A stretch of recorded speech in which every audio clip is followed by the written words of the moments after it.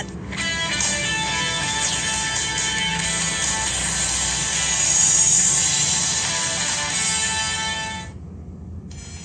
নমস্কাৰ। প্ৰতিদিনে আমাৰ সমূহ দৰ্শকক স্বাগতম জনাই আৰম্ভ কৰিছোঁ আমাৰ আজিৰ অনুষ্ঠান অভিমত।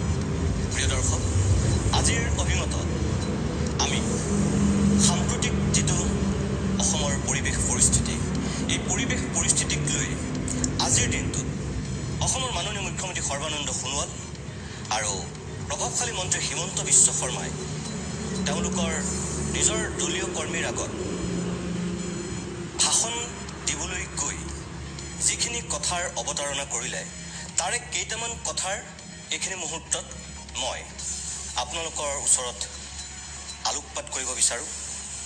আৰু সেয়া হিমন্ত বিশ্ব শৰ্মাই যিহেতু কিছু প্ৰশ্ন সুধিছে পোনপটীয়াকৈ, সেই প্ৰশ্নৰ উত্তৰ দিব বিচাৰোঁ।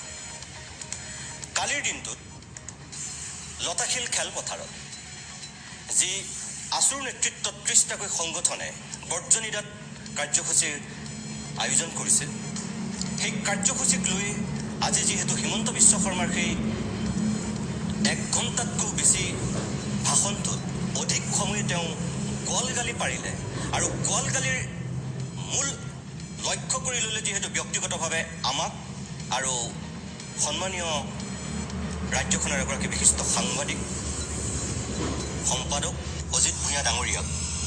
স্বাভাৱিকতেই আমাৰ সন্দৰ্ভত তেওঁ যিখিনি কথা কৈছে, সেই কথাখিনিৰ এই মুহূৰ্তত মই তেখেতে যিহেতু ৰাজহুৱাকৈ প্ৰত্যাহ্বান জনাইছে, প্ৰশ্ন উত্থাপন কৰিছে উত্তৰ বিচাৰি, মই এই মুহূৰ্তত সেই প্ৰশ্নৰ উত্তৰ দিবৰ কাৰণেই ইয়াত উপস্থিত হৈছোঁ।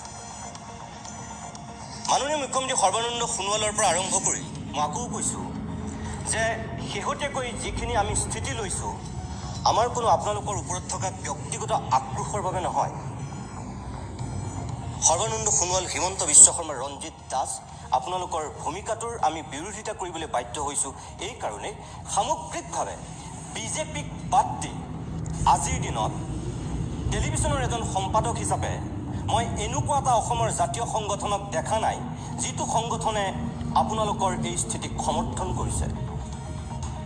স্বাভাৱিকতেই সংবাদ মাধ্যম যিহেতু ৰাইজৰ পক্ষত থকা এক গণমাধ্যম, স্বাভাৱিকতেই আমি ৰাইজৰ পক্ষত আছোঁ, আৰু যিখিনি কথা বিগত সময়ছোৱাত আমি কৈছোঁ সেয়া সম্পূৰ্ণৰূপে জাতি আৰু ৰাজ্যৰ স্বাৰ্থত কৈছোঁ। যদি আপোনালোকে সেয়া ব্যক্তিগত কিবা আক্ৰমণ বুলি ভাবিছে, তেনেহ'লে সেয়া আপোনালোকে ভুল কৰিছে। পুনৰ কৈছোঁ, আজি যিহেতু হিমন্ত বিশ্ব শৰ্মাই সেই কথাখিনি কৈ থাকোঁতে মুখ্যমন্ত্ৰী সৰ্বানন্দ সোণোৱালে হাঁহি আছিল, হাত চাপৰি মাৰি আছিল, গতিকে আপোনাৰো যিহেতু সমৰ্থন আছে সেই কথাখিনিত, স্বাভাৱিকতে এতিয়া সেই প্ৰশ্নৰ উত্তৰ দিয়াটো খুবেই জৰুৰী, কাৰণ আমাক প্ৰশ্ন কৰা হৈছে। প্ৰিয় দৰ্শক, যিসকলে হিমন্ত বিশ্ব শৰ্মাৰ আজি দিনৰ ভাগৰ সেই দীঘলীয়া ভাষণটো শুনা নাই, সেইসকলে হয়তো নাজানে যে মই কোনখিনি কথাৰ অৱতাৰণা কৰিছোঁ। আজি দিনৰ ভাগত হিমন্ত বিশ্ব শৰ্মাই তেওঁলোকৰ দলীয় কৰ্মীসকলক উৎসাহ প্ৰদান কৰিবৰ কাৰণে যি ধৰণেৰে তেওঁ অকলশৰীয়াকৈ গদা ঘূৰাইছিল আৰু যি ধৰণৰ তেওঁ বক্তব্য ৰাখিছিল, সেই বক্তব্যখিনি এই মুহূৰ্তত মই কিয়দাংশ আপোনালোকক শুনাব বিচাৰোঁ এই কাৰণেই, এবাৰ আপোনালোকে চাওক যে আজিৰ অভিমতটো মই কিয় এই মুহূৰ্তত কৰিবলগীয়া হৈছে। এবাৰ আপোনালোকে চাওক আৰু তাৰপিছত আপোনালোকে অনুভৱ কৰিব মই গোটেই ভাষণটো নহয়, কিয়দাংশ আপোনালোকক দেখুৱাইছোঁ। সেই ভাষণটোত তেওঁ কিমানবাৰ যে আমাক গোৱালগালি পাৰিছে তাৰ কোনো নিশ্চয়তা নাই। কিন্তু হিমন্ত বিশ্ব শৰ্মাই এটা কথা মনত ৰখা দৰকাৰ, মই যি কৰিছোঁ মই খোলা খুলিকৈ কৈছোঁ, মই আপোনাৰ নাম কৈ পেলাই কৈছোঁ। কালি লতাশিল খেলপথাৰতো যদি মই কাৰোবাক আক্ৰমণৰ লক্ষ্য কৰি লৈছিলোঁ, তেনেহ'লে মই আপোনাৰ নাম কৈ লৈছিলোঁ। মই আপোনাৰ দৰে কোনো গোৱালগালি পৰা নাছিলোঁ। আপোনাৰ যদি সৎ সাহস আছিল, এবাৰলৈও হয়তো আপুনি নামটো ক'ব পাৰিব লাগিছিল, কিন্তু আপুনি নাই কোৱা। তাৰপিছতো মই বুজি পাইছোঁ আপুনি যিহেতু সম্পাদক আবৃত্তিকাৰ বুলি আপুনি কটাক্ষ কৰিছে, তাচ্ছিল্য কৰিছে, স্বাভাৱিকতে সেই তাত আবৃত্তি কৰা সম্পাদকগৰাকী যিহেতু ময়ে আছিলোঁ, গতিকে মই সেই কথাখিনিৰ উত্তৰ আপোনাক এই মুহূৰ্তত দিব বিচাৰোঁ। কিন্তু তাৰ আগতে প্ৰিয় দৰ্শক, আপোনালোকে এবাৰ চাই লওক হিমন্ত বিশ্ব শৰ্মাৰ সেই ভাষণৰ কিয়দাংশ, আৰু তেওঁ কিদৰে আমাৰ ভোটে খেদিছে তাৰ প্ৰমাণ আপোনালোকে নিজেই পাব তেওঁ সেই ভাষণটোত। এবাৰ চাওক। জীৱনত কালি মই প্ৰথমবাৰৰ বাবে অনুভৱ কৰিছোঁ আৰু মই নাজানো ৰাষ্ট্ৰক বিচাৰকৰ আসনত গালি পাৰাৰ প্ৰথম পুৰস্কাৰটো কোনে পালে, কোনজনে পালে, আবৃত্তি কৰাজনে পালে নে গাখীৰ খোৱাজনে পালে, কোনজনে পালে মই নাজানো, কোনোবা এজনে নিশ্চয় পাব লাগিব। মই ভাবোঁ যে এজনে গাখীৰ খুৱাই আছিল এজনক। আমাৰ এজন কাৰ্যকৰ্তা বন্ধুৱে মোক এটা টুইটাৰ পঠাইছিল যে দাদা এজন মানুহে এজন মানুহক গাখীৰ খুৱাই আছে, এইজনটো মানুহ নহয়। মই বোলো কি নহয় দাদা, মই কি নকওঁ, কিন্তু আপুনি সুধিবচোন আজি নাগ পঞ্চমী নেকি, নাগ পঞ্চমীৰ দিনা মানুহে গাখীৰ খুৱায়। তো এনেকে যিবিলাক মানুহে অসমক কাল সৰ্পৰ দৰে দৰ্শন কৰিব চেষ্টা কৰি আছে, আজি তেওঁলোকে গাখীৰ খোৱাৰ কম্পিটিশ্যন হৈছে, আজি ষ্টেজত উঠি আবৃত্তি কৰাৰ কম্পিটিশ্যন হৈছে। আৰে ভাইসকল, বন্ধুসকল, আবৃত্তি কৰিবই লাগে যদি বাঘবৰৰ চৰৰ মাজত গৈ আবৃত্তি কৰা, জনিয়াৰ চৰৰ মাজত গৈ আবৃত্তি কৰা, ইমানখিনি সাহস তোমালোকৰ নাই। সেইখিনি সাহস তোমালোকৰ নাই। সাহসেৰে প্ৰতিবাদ কৰা। ধুবুৰীত কিয় NRCত নাম কটা নগ'ল? গোৱালপাৰাৰ NRCৰ নাম কিয় কটা নগ'ল? লিজেচি দাতাৰ নামত কিয় বেহা বেপাৰ হ'ল? সেইবিলাক প্ৰশ্ন সোধাৰ সাহস তোমালোকৰ এতিয়া নাই, কাৰণ তোমালোক ধৰ্ম নিৰপেক্ষ হৈ গলা। যদি তোমালোকৰ ধৰ্ম নিৰপেক্ষতাই অসমখনত যদি বাহিৰা মানুহৰ হাতত অনুপ্ৰৱেশ কৰি সকলৰ হাতত অৰ্পণ কৰিব লাগে, সেই গাখীৰ খোৱা বন্ধু, আবৃত্তি কৰা বন্ধু, তোমাৰ ধৰ্ম নিৰপেক্ষতাৰ লগত আমি বিশ্বাস নকৰোঁ। তোমাৰ লগত আমাৰ প্ৰতিযোগিতা হ'ব, তোমাৰ লগত আমাৰ আদৰ্শগত সংঘাত হ'ব। তুমিও আবৃত্তি কৰিবা, আমি ৰাইজৰ মাজত যাম, তুমি গাখীৰ খুৱাবা, আমি সাহসেৰে ষষ্ঠ সংবিধানৰ ষষ্ঠ অনুসূচীত আমাৰ অসম চুক্তিৰ 6 নম্বৰ অনুচ্ছেদ পালন কৰি 6 জনগোষ্ঠীক জনজাতীয়কৰণ কৰি আমিও খিলঞ্জীয়াৰ অভেদ্য দুৰ্গ আমিও নিৰ্মাণ কৰিম। সেই শক্তি আৰু সাহস আমাৰ আছে। যমুনামুখৰ ৰাজপথত যিদিনাখন মোৰ মা অৰ্ণমাই বৰাক সতীত্ব হৰণ কৰি হত্যা কৰা হৈছিল, যিদিনাখন মোৰ ভণ্টি মঙলদৈৰ টেট শিক্ষকগৰাকীক দলগাঁৱত সতীত্ব ধৰ্ষণ কৰা হৈছিল, সেইদিনাখনে আবৃত্তি কৰা মানুহবিলাক ক'ত আছিল? গাখীৰ খোৱা মানুহবিলাক ক'ত আছিল?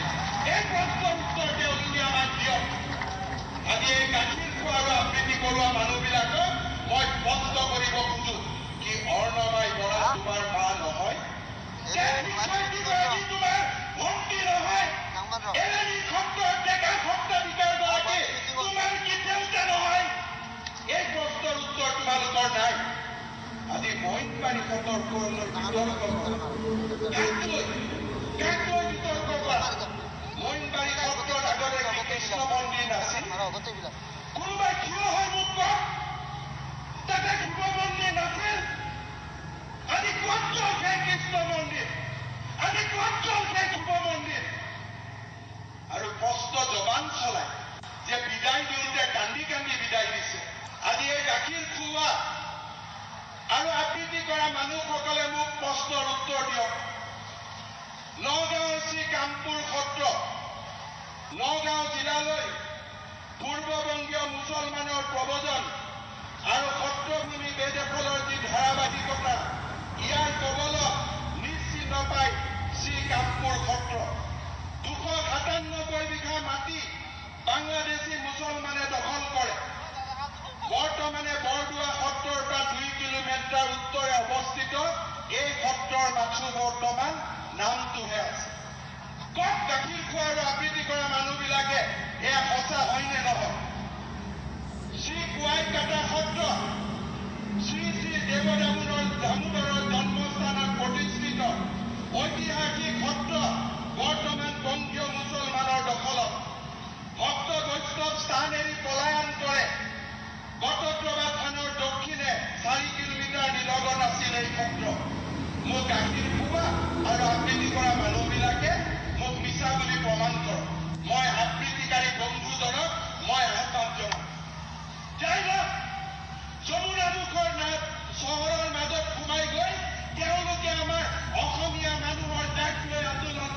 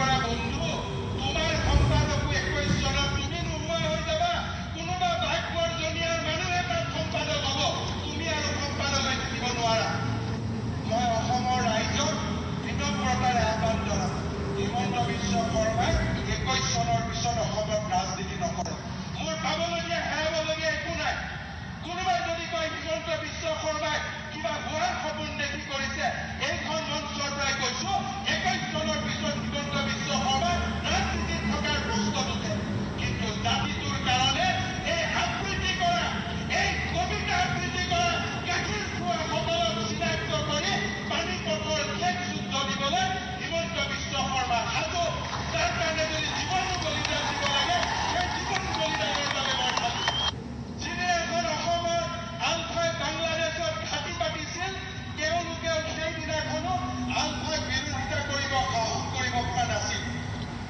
আৰু সেইকাৰণে মই গাখীৰ খোৱা আবৃত্তি কৰা মানুহবিলাকক কওঁ সৰু সুৰা মানুহৰ লগত যুক্তি তৰ্ক নকৰিব সাহস আছে যদি কেতিয়াবা আমাৰ দৰে মানুহক মাতিবা জজকিল খানা পথাৰ ফিল্ডতে কেনেকে গাখীৰ খুৱাব লাগে আমি বুজাই দিম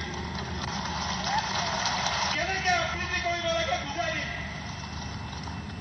এইবিলাক কি টিভি ষ্টুডিঅ'ত বহি ভাল কাম কৰি থাকে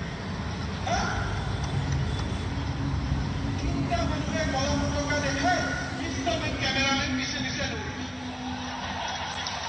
এনেকুৱা দুখ লাগে সাংবাদিক কেইজনক দেখি আৰু যদি ইমানে আবৃত্তি কৰে গান গোৱাৰ চখ আছে জুবিন গাৰ্গৰ পৰা ট্ৰেইনিং লৈ বিহুৰ মঞ্চত গান গা বিহুৰ মঞ্চত ছিল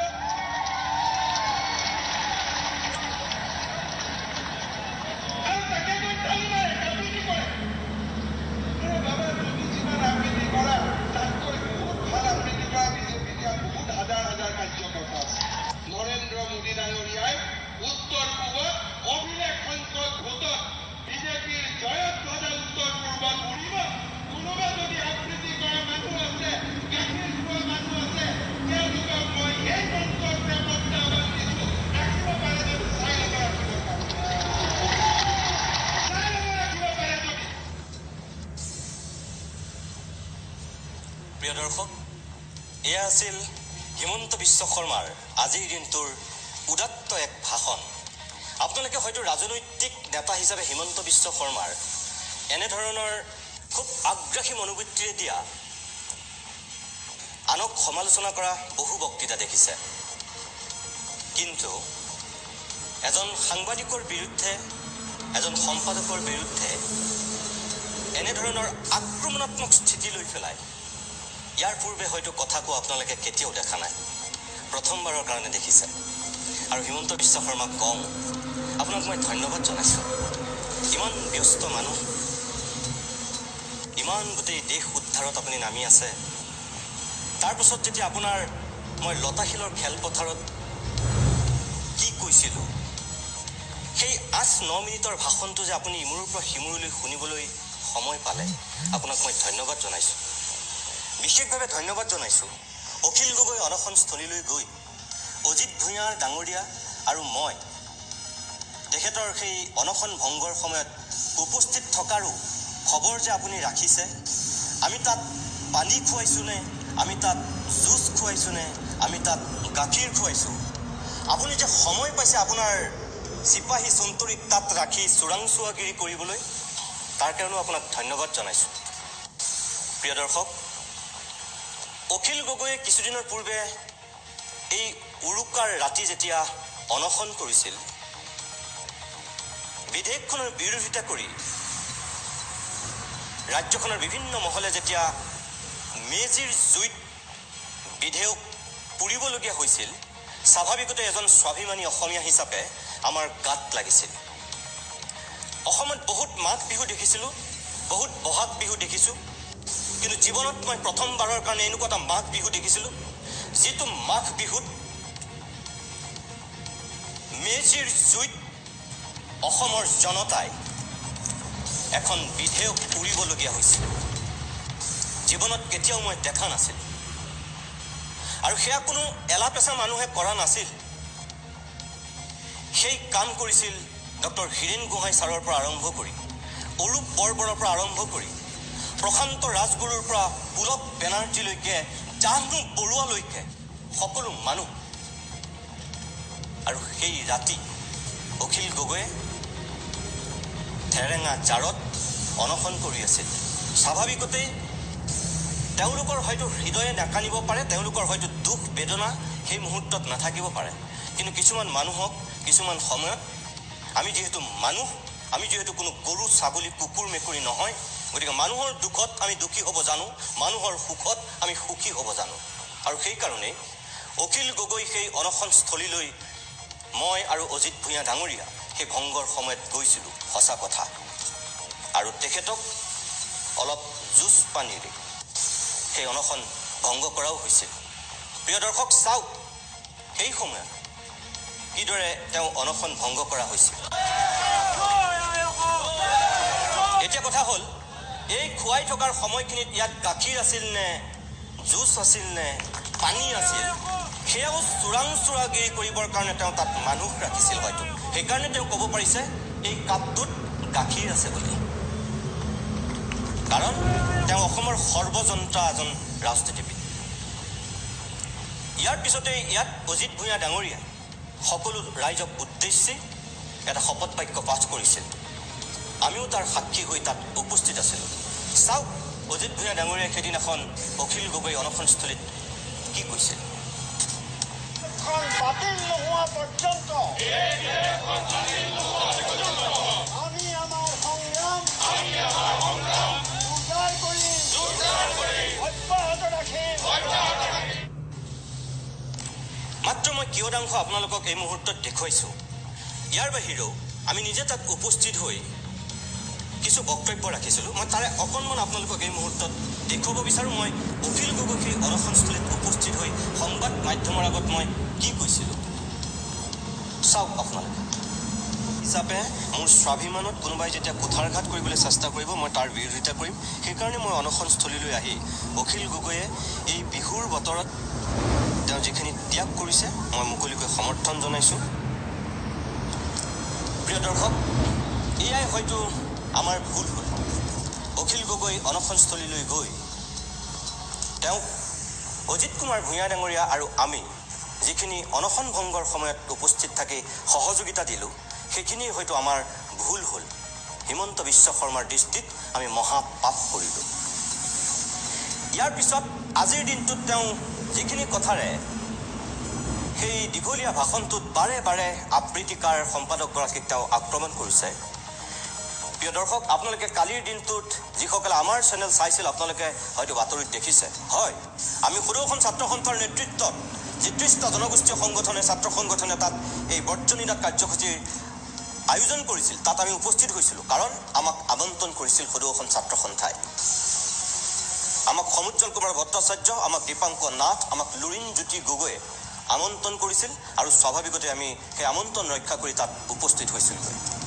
আৰু উপস্থিত হৈ আমি বৰ্তমানৰ সময়ৰ লগত আমাৰ সামান্য চিন্তাৰে যিখিনি আমি ঢুকি পাওঁ সেই কথাখিনি আমি ব্যাকত কৰিছিলোঁ। প্ৰিয় দৰ্শক, আজি আক্ৰমণৰ আক্ৰোশৰ লক্ষ্য কৰি লোৱা হিমন্ত বিশ্ব শৰ্মাৰ গাত ইমান কিয় লাগিলে, মই কি এনে অপৰাধ কৰিলোঁ আপোনালোকে এবাৰ চাওক। মই তাত গৈ কি কৈছিলোঁ মই হুবহু আপোনালোকক এই মুহূৰ্তত দেখুৱাইছোঁ, এবাৰ চাওক। এতিয়া আমাৰ মাজত উপস্থিত আছে প্ৰতিদিন অসমীয়া প্ৰতিদিন টাইম চেনেলৰ সন্মানীয় সম্পাদক, মুখ্য সম্পাদক নিতুমণি শইকীয়া ডাঙৰীয়া। তেখেতক বক্তব্য ৰাখিবৰ কাৰণে অনুৰোধ জনাইছোঁ।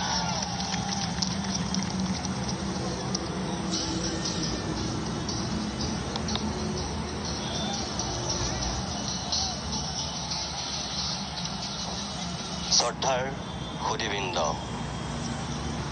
আপোনালোক সদৌতিলৈকে মই আন্তৰিক শ্ৰদ্ধা আৰু আজিৰ এই অনুষ্ঠানটোত উপস্থিত থকাৰ কাৰণে ধন্যবাদ জ্ঞাপন কৰিছোঁ। সদৌখন ছাত্ৰ সন্থাৰ নেতৃত্বত ৩০টাকৈ জনগোষ্ঠীয় সংগঠনে এই লতাশিল খেলপথাৰত আজি যি বৰ্জনিনাথ কাৰ্যসূচী অনুষ্ঠিত কৰিছে, এই কাৰ্যসূচীৰ প্ৰতি সম্পূৰ্ণ সমৰ্থন জনাই মই ইয়াত উপস্থিত হৈছোঁ। আৰু মই মোৰ চিন্তাৰে দুটামান কথা আপোনালোকৰ আগত ব্যক্ত কৰিব বিচাৰিছোঁ। এই যে আপোনালোক আজি ইয়াত একত্ৰিত হৈ আছে, মনত ৰাখিব অনাগত দিনত আপোনালোকৰ এই ঐক্যক কোনোবাই ভাঙোন কৰিবৰ কাৰণে এক নিকৃষ্ট ষড়যন্ত্ৰ ৰচনা কৰিব আৰু সেই ষড়যন্ত্ৰ উফৰাবৰ কাৰণে আপোনালোকে আজিয়ে ইয়াত আন এক বৰ্জকঠোৰ সিদ্ধান্ত গ্ৰহণ কৰিব লাগিব আৰু আপোনালোকে বুজাই দিব লাগিব যে তোমালোকে ৰচনা কৰা সেই কূট কৌশলত আমি কেতিয়াও প্ৰশ্ৰয় নিদিম আৰু আমাৰ এই কঠোৰ সিদ্ধান্তক কোনো হিলাব নোৱাৰিব। অসমীয়া মানুহ আজি এক জাতীয় সন্ধিক্ষণত উপনীত হৈছে আৰু এই সন্ধিক্ষণত মই এটাই কম যে ক্ষমতা পোৱাৰ পাছত মানুহৰ স্বৰূপ বুজিবৰ কাৰণে যি ধৰণে সুবিধা হয়, আজিৰ ৰাজ্যখনৰ মুখ্যমন্ত্ৰী এটা সময়ত সদৌ অসম ছাত্ৰ সন্থাৰ প্ৰাক্তন সভাপতি সৰ্বানন্দ সোণোৱালক জানিবৰ কাৰণে বুজিবৰ কাৰণে আপোনাক মোক অলপ সময়ৰ প্ৰয়োজন হ'ল আৰু আজি তেখেতক আমি খুব ভালকৈ বুজি পালোঁ। এই প্ৰেক্ষাপটত সৰ্বানন্দ সোণোৱাল আৰু হিমন্ত বিশ্ব শৰ্মাৰ হতৰ দৰে এই ভিত্তসকলক আপোনালোকে বুজাই দিব লাগিব যে তোমালোক নৰেন্দ্ৰ মোদী আৰু অমিত শ্বাহৰ ভিত্ত হ'ব পাৰা, কিন্তু অসমৰ জনগোষ্ঠীৰ লোক, অসমৰ মানুহ কেতিয়াও দিল্লীৱালা নেতাৰ ভিত্ত নহয়। আজি এজনে মুখ্যমন্ত্ৰীৰ চকীখন ধৰি ৰাখিবৰ কাৰণে আপ্ৰাণ চেষ্টা কৰি কাৰোবাৰ ভিত্ৰ হোৱাৰ প্ৰতিযোগিতাত নামিছে আৰু আনজনে কেনেকৈ মুখ্যমন্ত্ৰীৰ চকীখন কুক্ষিগত কৰিব পাৰি তাৰ প্ৰতিযোগিতা কৰি পেলাই আপোনাক মোক এনেকৈ আজি এই সন্থেকত পেলাইছে। সৰ্বানন্দ সোণোৱালৰ প্ৰতি আমাৰ এটা শেষ ভৰসা আছিল, কাৰণ তেওঁক জাতীয় নায়ক আখ্যা দিয়া হৈছিল আৰু তেওঁ গাত আমি অনবৰতে দেখিবলৈ পাইছিলোঁ দুটা গুণ। কি গুণ? এজন ভক্তিপূৰ্ণ মানুহ আৰু এজন ভাৱমূৰ্তি থকা মানুহ। সেই ভাৱমূৰ্তিটো কি? সদৌ অসম ছাত্ৰ সন্থাৰ মজিয়াৰ পৰা গৈ অসম গণ পৰিষদৰ মাজেদি গৈ তেওঁ বিজেপিৰ সভাপতি হোৱাৰ পৰা মুখ্যমন্ত্ৰী হৈছিল, অৰ্থাৎ এটা বৰ্ণিল আৰু বৰ্ণাঢ্য ভাৱমূৰ্তি আছিল। সেই ভাৱমূৰ্তি থকা মানুহজনক অনবৰতে মই যেতিয়া য'ত ত'ত দেখোঁ আমি কি দেখিবলৈ পাওঁ? তেওঁ গাত লাগি থাকে এক ভক্তি। এই ভাৱ আৰু ভক্তি লাগি থকা এই ভদ্ৰ মানুহজনৰ নেপথ্যত যে ভ্ৰষ্টাচাৰ আৰু ভণ্ডামি লুকাই আছিল মই বুজিব পৰা নাছিলোঁ। অতি শেহতীয়াকৈ এই ভাৱ আৰু ভক্তি থকা মানুহজনৰ ভ্ৰষ্টাচাৰ আৰু ভণ্ডামি অতি নিৰজ্জভাৱে তেওঁ উদঙাই দিছে। ইদিনৰ পিছত সিদিনকৈ কালিৰ দিনটোতো তেওঁ উদঙাই দিছে। সদৌ অসম ছাত্ৰ সন্থাৰ মজিয়াৰ পৰা গৈ মুখ্যমন্ত্ৰী হোৱা মানুহজনে কৈছে যে আছু কৰ্মীক বা ছাত্ৰ ছাত্ৰীক গণতান্ত্ৰিকভাৱে প্ৰতিবাদ কৰাৰ যিটো প্ৰক্ৰিয়া তাত তেওঁ বাধা প্ৰদান কৰিব। এক প্ৰকাৰ তেওঁ সতৰ্কবাণী দিছে তেওঁ মাতৃ সংগঠন সদৌ অসম ছাত্ৰ সন্থাৰ প্ৰতি। কি নিৰজ্জ ধৃষ্টতা! মানুহ কিমান ক্ষমতালোভী হ'লে ইমান নিকৃষ্ট কথা ক'ব পাৰে তাৰ উদাহৰণ দেখুৱাই দিছে সৰ্বানন্দ সোণোৱালহঁতে। মনত ৰখা দৰকাৰ, অসমৰ বুৰঞ্জীত পদনৰ চৰিত্ৰক যিধৰণে আমি দেখি তোমালোক আধুনিক পদন হৈ পেলাই কি কৰিবলৈ গৈ আছা সেয়া অসমৰ মানুহে দেখি আছে। গতিকে সাৱধান তেওঁলোকক। হিমন্ত বিশ্ব শৰ্মা, ৰঞ্জিত দাস আৰু সৰ্বানন্দ সোণোৱালহঁতৰ দৰে নেতাসকলে মনত ৰখা উচিত, তেওঁলোকক জিকিবৰ কাৰণে নিৰ্বাচনত তেওঁলোকে প্ৰতিদ্বন্দ্বিতা কৰিবৰ কাৰণে এই আপোনালোকৰ মাজৰে মানুহবিলাকক দৰকাৰ হ'ব। কোনো মধ্যপ্ৰদেশ, কোনো মহাৰাষ্ট্ৰ বা কোনো নাগপুৰৰ মানুহৰ তেওঁলোকৰ আশীৰ্বাদ হ'লে তেওঁলোকে কেতিয়াও বিধানসভালৈ নিৰ্বাচিত হ'ব নোৱাৰিব। তেওঁলোকক মানুহ লাগিব এইখন অসম ভূমিৰেই। গতিকে এইখন অসম ভূমিৰ মানুহৰ যিটো এই মুহূৰ্তৰ আৱেগ, এই মুহূৰ্তৰ যিটো ক্ষোভ, এই মুহূৰ্তৰ যিটো আশংকা, সেইখিনি দূৰ কৰিবৰ কাৰণেহে তেওঁলোকে পদক্ষেপ ল'ব লাগিছিল। দুৰ্ভাগ্যজনকভাৱে সৰ্বানন্দ সোণোৱাল মৌন হৈ থাকি অতি শেহতীয়াকৈ তেওঁ মুখ খুলি যিটো ভূমিকাত অৱতীৰ্ণ হৈছে অসমৰ জাতীয় জীৱনৰ কাৰণে ইয়াতকৈ চাগে দুৰ্ভাগ্যজনক আৰু ট্ৰেজেডি যোৱা 10টা বছৰত, যোৱা 20টা বছৰত অসমৰ মানুহে দেখা নাছিল। তেওঁ মনত ৰখা দৰকাৰ, এটা সময়ত প্ৰফুল্ল কুমাৰ মহন্ত মুখ্যমন্ত্ৰী দুবাৰকৈ হোৱাৰ পিছত তেওঁ বিৰুদ্ধে অসমৰ সেই একেখিনি মানুহে যিটো স্থিতি লৈছিল, মহন্তক সময় লাগিছিল 10 বছৰীয়া শাসনৰ কাৰণে, তৰুণ গগৈক 15 বছৰীয়া শাসন লাগিছিল আৰু সৰ্বানন্দ সোণোৱালক মাত্ৰ 2.5 বছৰতে অসমৰ মানুহে দেখুৱাই দিছে যে তেওঁ কোন পৰ্যায়ৰ নেতা আৰু তেওঁ কোনখিনি মানুহৰ মানসিকতাক তেওঁ প্ৰতিনিধিত্ব কৰিছে। মই সেই আপোনালোকক কওঁ যে অকল আৱেগিকভাৱে আমি আন্দোলন কৰিলেও নহ'ব। অনাগত দিনত আমি সুপৰিকল্পিতভাৱে তেওঁলোকক বুজাই দিব লাগিব যে আমাৰ সকলো জাতি জনগোষ্ঠীৰ শক্তি কেনেকুৱা আৰু কি ধৰণে আমি অগ্ৰসৰ হৈ তেওঁলোকৰ সেই নিজৰ স্বাৰ্থলোভী কাম কাজ আমি বাধা দিব পাৰোঁ তাৰ এক প্ৰত্যুত্তৰ। মই বেছি কথা নকওঁ, মই আপোনালোকক বিষ্ণু ৰাভাৰ এটা কবিতা এইখিনি মুহূৰ্তত শুনাব বিচাৰিছোঁ। সেই কবিতাটোৰ কোন কাহানিবাই বিষ্ণু ৰাভাই লিখিছিল, কিন্তু আজিৰ সমাজ জীৱনত বিষ্ণু ৰাভাৰ সেই কবিতাটোৰ এটা প্ৰাসংগিকতা আছে। কবিতাটোৰ নাম আছিল ট্ৰাইবেল, জাক ট্ৰাইবেল। ট্ৰাইবেল, জাক ট্ৰাইবেল, জাক। তিয়াগী ঘুমতি তোৰ কহুতি কলীয়া, অতীত গৰিমা তোৰ পাহৰাই নিয়া, নয়ন কুসুম পাহি মেল। চাই ল এবাৰ এই নতুন পৃথিৱী, পোহৰাই ৰাগে সৌ ন কালৰ ৰবি, তিমিৰ বিদাৰী নতুন যুগৰ নতুন বাতৰি, চা চকু মেলি চা এবাৰ। জাক ট্ৰাইবেল, জাক ট্ৰাইবেল, জাগিব লাগিব তই কছাৰী মিকিৰ, খাচী ৰাভা গাৰু মিকি কুকি নগাবীৰ, শান্তি মিচিমি নগা লালুং চুটাই, চিংফৌ চিংটেং মণিপুৰী তাই, টিপ্ৰা ডিমাচা অকা দফলা ককাই, চুতীয়া মদাহী দেউৰী টুটুলা কোচ হাজং বৰাহী। জাগিব লাগিব তই জাক, লচু আগ ভাগ, পাতিব লাগিব নৱমেল। জাক ট্ৰাইবেল, জাক।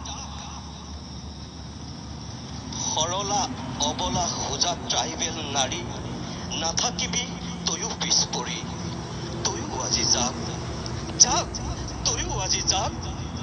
বুকুত মেথনি মাৰি তয়ো বাহ আগ, তয়ো বাৰু লচু আগ ভাগ, নতুন যুগৰ পাত মেল।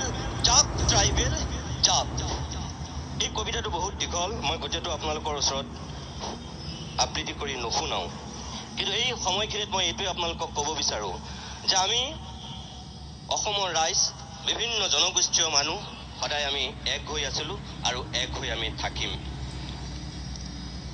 এই আজিৰ যি বৰ্জনী নাট, এয়া কেতিয়াও বঙালী বিৰোধী আন্দোলন নহয়। মই এই মঞ্চৰ পৰা অসমৰ প্ৰত্যেকগৰাকী বৌদ্ধিক জগতৰ লগত জড়িত হোৱা সম্ভ্ৰান্ত বাঙালী ভদ্ৰলোকলৈ মোৰ এটা আহ্বান।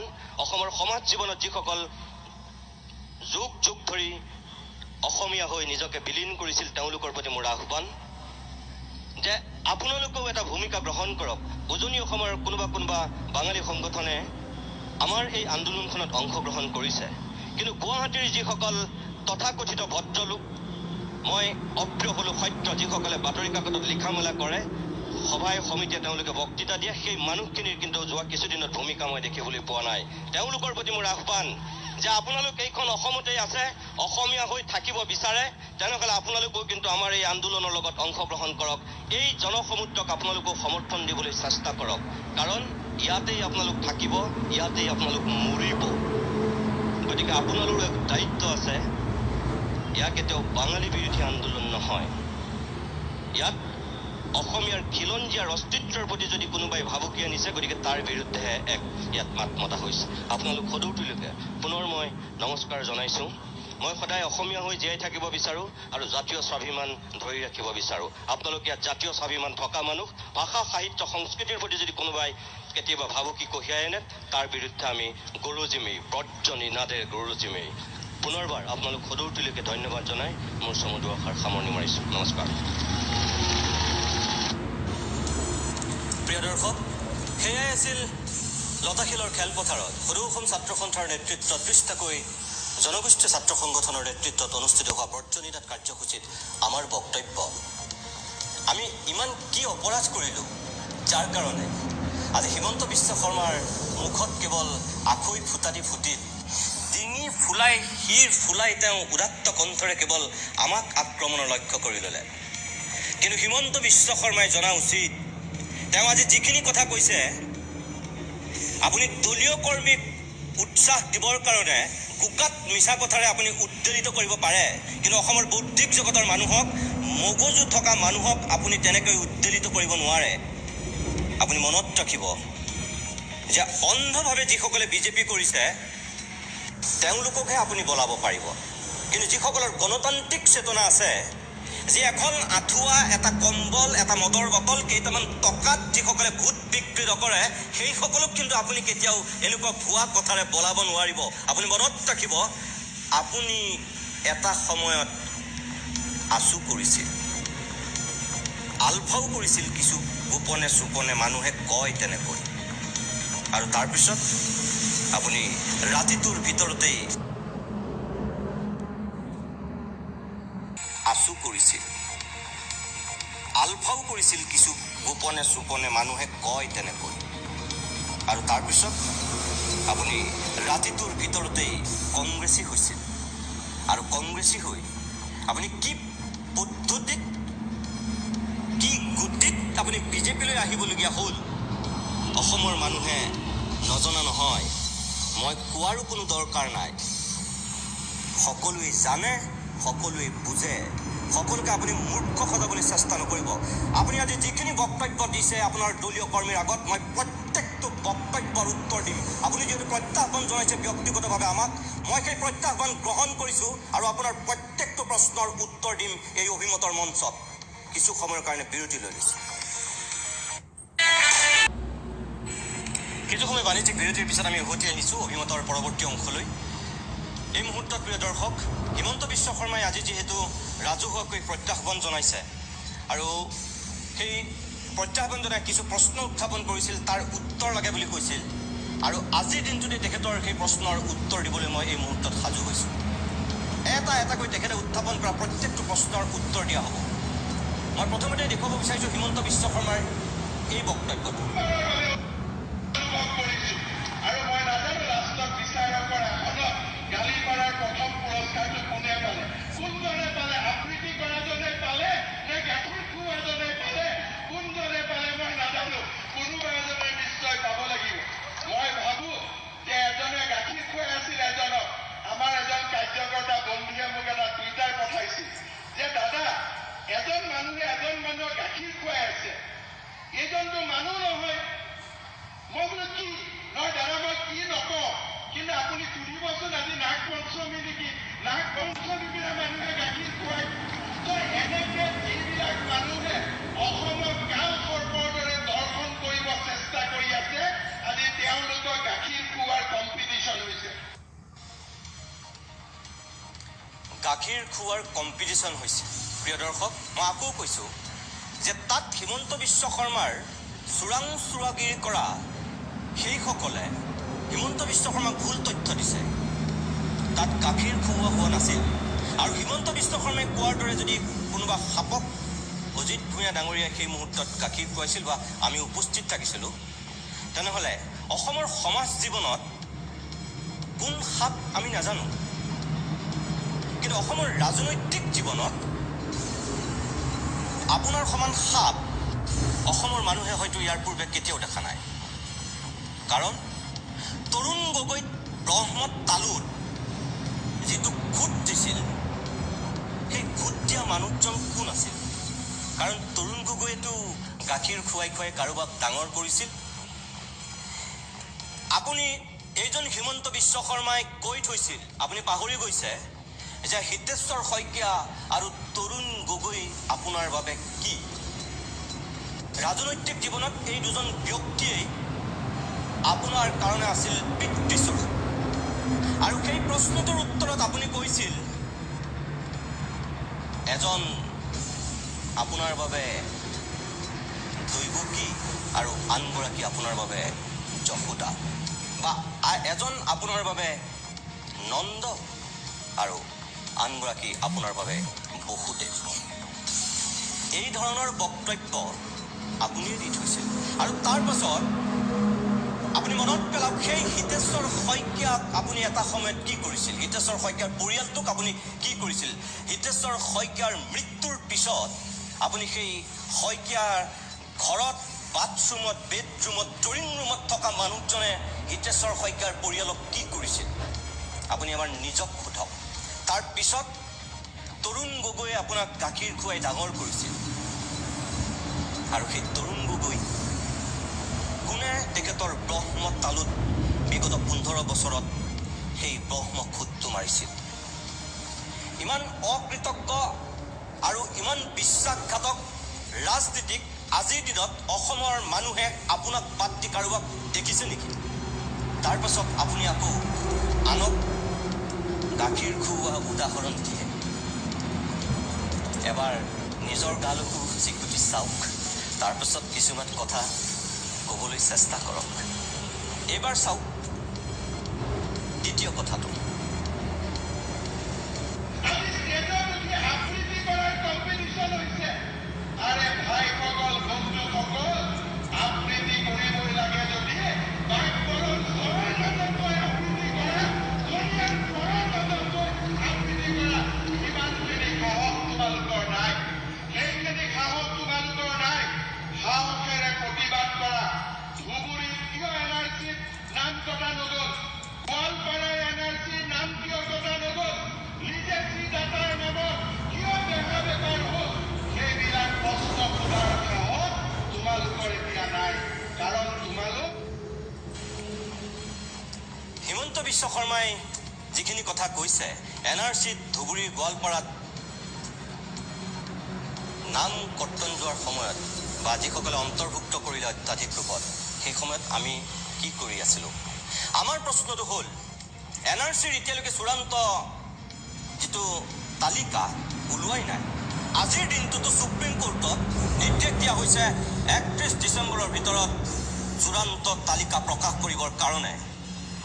আৰু যি খচৰা প্ৰকাশ পাইছিল, এই সমগ্ৰ প্ৰক্ৰিয়াটোত যিসকল মানুহ জড়িত হৈ আছিল, যদি কোনোবাই বেই নামেৰে বেই বুদ্ধিৰে যদি নাম সোমোৱাইছে, তাৰ কাৰণে মই দায়ী নেকি? কাৰ চৰকাৰ চলি আছিল? কাৰ কৰ্মচাৰীয়ে তাত কাম কৰিছিল? আপুনি নিজেই কৈছে আপুনি দ্বিতীয়গৰাকী মন্ত্ৰী, দ্বিতীয় মুখ্যমন্ত্ৰীৰ পিছতে আপোনাৰ স্থান। যদি আপোনাৰ সেয়াই আছিল, সেই শক্তিয়ে যদি আপুনি পৰিচালিত কৰিছে, ৰাজ্য চৰকাৰ যদি তেনেকৈ চলাইছে, তেনেহ'লে কি চৰকাৰ চলাইছে? কোনবিলাক কৰ্মচাৰী লাগিছিল? বাংলাদেশৰ কৰ্মচাৰী আহিছিল নেকি? অসমৰ কৰ্মচাৰী আছিল। হিমন্ত বিশ্ব শৰ্মা ডাঙৰীয়া, আপুনি পাহৰি নাযাব, আপোনাৰ গড়কাপ্তানি ডিপাৰ্টমেণ্টত, গড়কাপ্তানি বিভাগত স্বয়ং বাংলাদেশীৰ নাম ওলাইছে। তাৰপাছত আপুনি কিয় আমাক আক্ৰমণ কৰে? চৰকাৰ মই চলাইছোঁ। চৰকাৰ কোনে চলাইছে? NRCৰ কামত কোনখিনি মানুহ জড়িত হৈ আছিল? যদি সেইবিলাক মানুহে তেনেকুৱা 2 নম্বৰী কাম কৰিছে, তেনেহ'লে আপুনি এতিয়ালৈকে আমি কিয় দেখা নাই যে সেইসকলক আপুনি শাস্তি দিছে? কওক, কোনজন তেনেকুৱা 2 নম্বৰী কাম কৰা বিষয়াক, কৰ্মচাৰীক আপুনি শাস্তিৰ কাঠ কৰাত বহুৱাইছে? কওক, এজন মানুহৰ নাম কওক। এনেই আৱেগত কিছুমান কথা ক'লে নহ'ব। প্ৰিয় দৰ্শক, যদি ধুবুৰীত NRCত কাৰোবাৰ নাম কোনোবাই বুদ্ধি কৰি অজস্ৰভাৱে সোমোৱাইছে, চৰকাৰীভাৱে তেওঁলোক আছে, ছুপ্ৰিম কোৰ্টৰ নিৰ্দেশত হৈছে, প্ৰতীক হাজেলা সমন্বয়ক হিচাপে আছে, কাৰ দায়িত্ব? সংবাদ মাধ্যমৰ মুৰব্বী হিচাপে কি মোৰ নে আপোনালোকৰ? চৰকাৰ চলাইছে সৰ্বানন্দ সোণোৱাল, চৰকাৰ চলাইছে হিমন্ত বিশ্ব শৰ্মাই, আৰু তাৰপাছত দুখ চাপিব বেলেগলৈ হ'ব নোৱাৰে। এবাৰ নিজক সুধি লওক। আৰু এটা কথা, আপুনি নিজেই এটা সময়ত অসম চুক্তিৰ ৰূপায়ণ বিভাগৰ মন্ত্ৰী আছিল। এবছৰ 2 বছৰ নহয়, আপুনি 9 বছৰ ধৰি অসম চুক্তি ৰূপায়ণ মন্ত্ৰী আছিল। আপুনি ক'ত গৈছিল তেতিয়া? আজি এই মুহূৰ্তত আপোনাৰ গোৱালপাৰা, ধুবুৰীত আপুনি বাংলাদেশীয়ে দেখিলে সকলোতে। 1991-92 চনতে আপুনি কংগ্ৰেছত যোগদান কৰিছিল, আৰু সুদীৰ্ঘ 25 বছৰ ধৰি আপুনি কংগ্ৰেছত আছিল। আৰু কংগ্ৰেছত থাকি 25 বছৰ থাকি আপুনি ধুবুৰী আৰু বৰপেটা বঙাইগাঁৱত কোনখিনি লেকচাৰ দিছিল ডিঙিৰ শিৰ ফুলাই ফুলাই। আৰু এতিয়া মাত্ৰ এই 2 বছৰ 3 বছৰ হৈছে বিজেপিলৈ ঢপলিয়াই অহা, ভয়ত পলাই পত্ৰং দি পৰিস্থিতিৰ তাগিদাত পৰি 25 বছৰে আপোনাৰ মন আৰু মগজুৰে সেই বাংলাদেশীক উলিয়াব নোৱাৰিলে, আপুনি নেদেখিলে। আৰু দেখিছে বিজেপিলৈ অহা এই 2.5 বছৰৰ ভিতৰতে। কিমান সুবিধাবাদী হ'লে মানুহে ইমান জঘন্য আৰু নিকৃষ্ট কথা ক'ব পাৰে, মুখেদি ওলাব পাৰে? এবাৰ নিজক সোধক।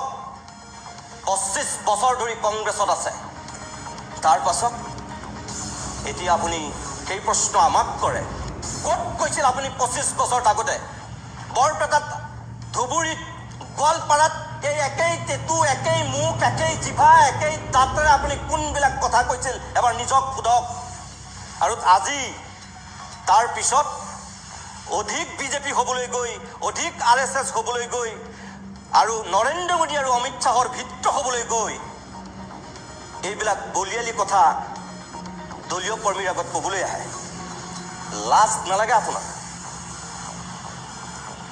৩ নম্বৰত কি কৈছিল মই প্ৰিয় দৰ্শক চাওক আপোনালোকে এবাৰ তোমালোকৰ ধৰ্ম নিৰপেক্ষতাই অসমখনত যদি বাহিৰা মানুহৰ হাতত অনুপ্ৰৱেশ কৰি সকলৰ হাতত অৰ্পণ কৰিব লাগে সেই গাখীৰ খোৱা বন্ধু আবৃত্তি কৰা বন্ধু তোমাৰ ধৰ্ম নিৰপেক্ষতাৰ লগত আমি বিশ্বাস নকৰোঁ তোমাৰ লগত আমাৰ প্ৰতিযোগিতা হ'ব তোমাৰ লগত আমাৰ আদৰ্শগত সংঘাত হ'ব তুমিও আবৃত্তি কৰিবা আমি ৰাইজৰ মাজত যাম তুমি গাখীৰ খুৱাবা আমি সাহসেৰে ষষ্ঠ সংবিধানৰ ষষ্ঠ অনুসূচীত আমাৰ অসম চুক্তিৰ 6 নম্বৰ অনুচ্ছেদ পালন কৰি 6 জনগোষ্ঠীক জনজাতীয়কৰণ কৰি আমিও খিলন দিয়াৰ অভেদ্য দুৰ্গ আমিও নিৰ্মাণ কৰিম সেই শক্তি আৰু সাহস আমাৰ আছে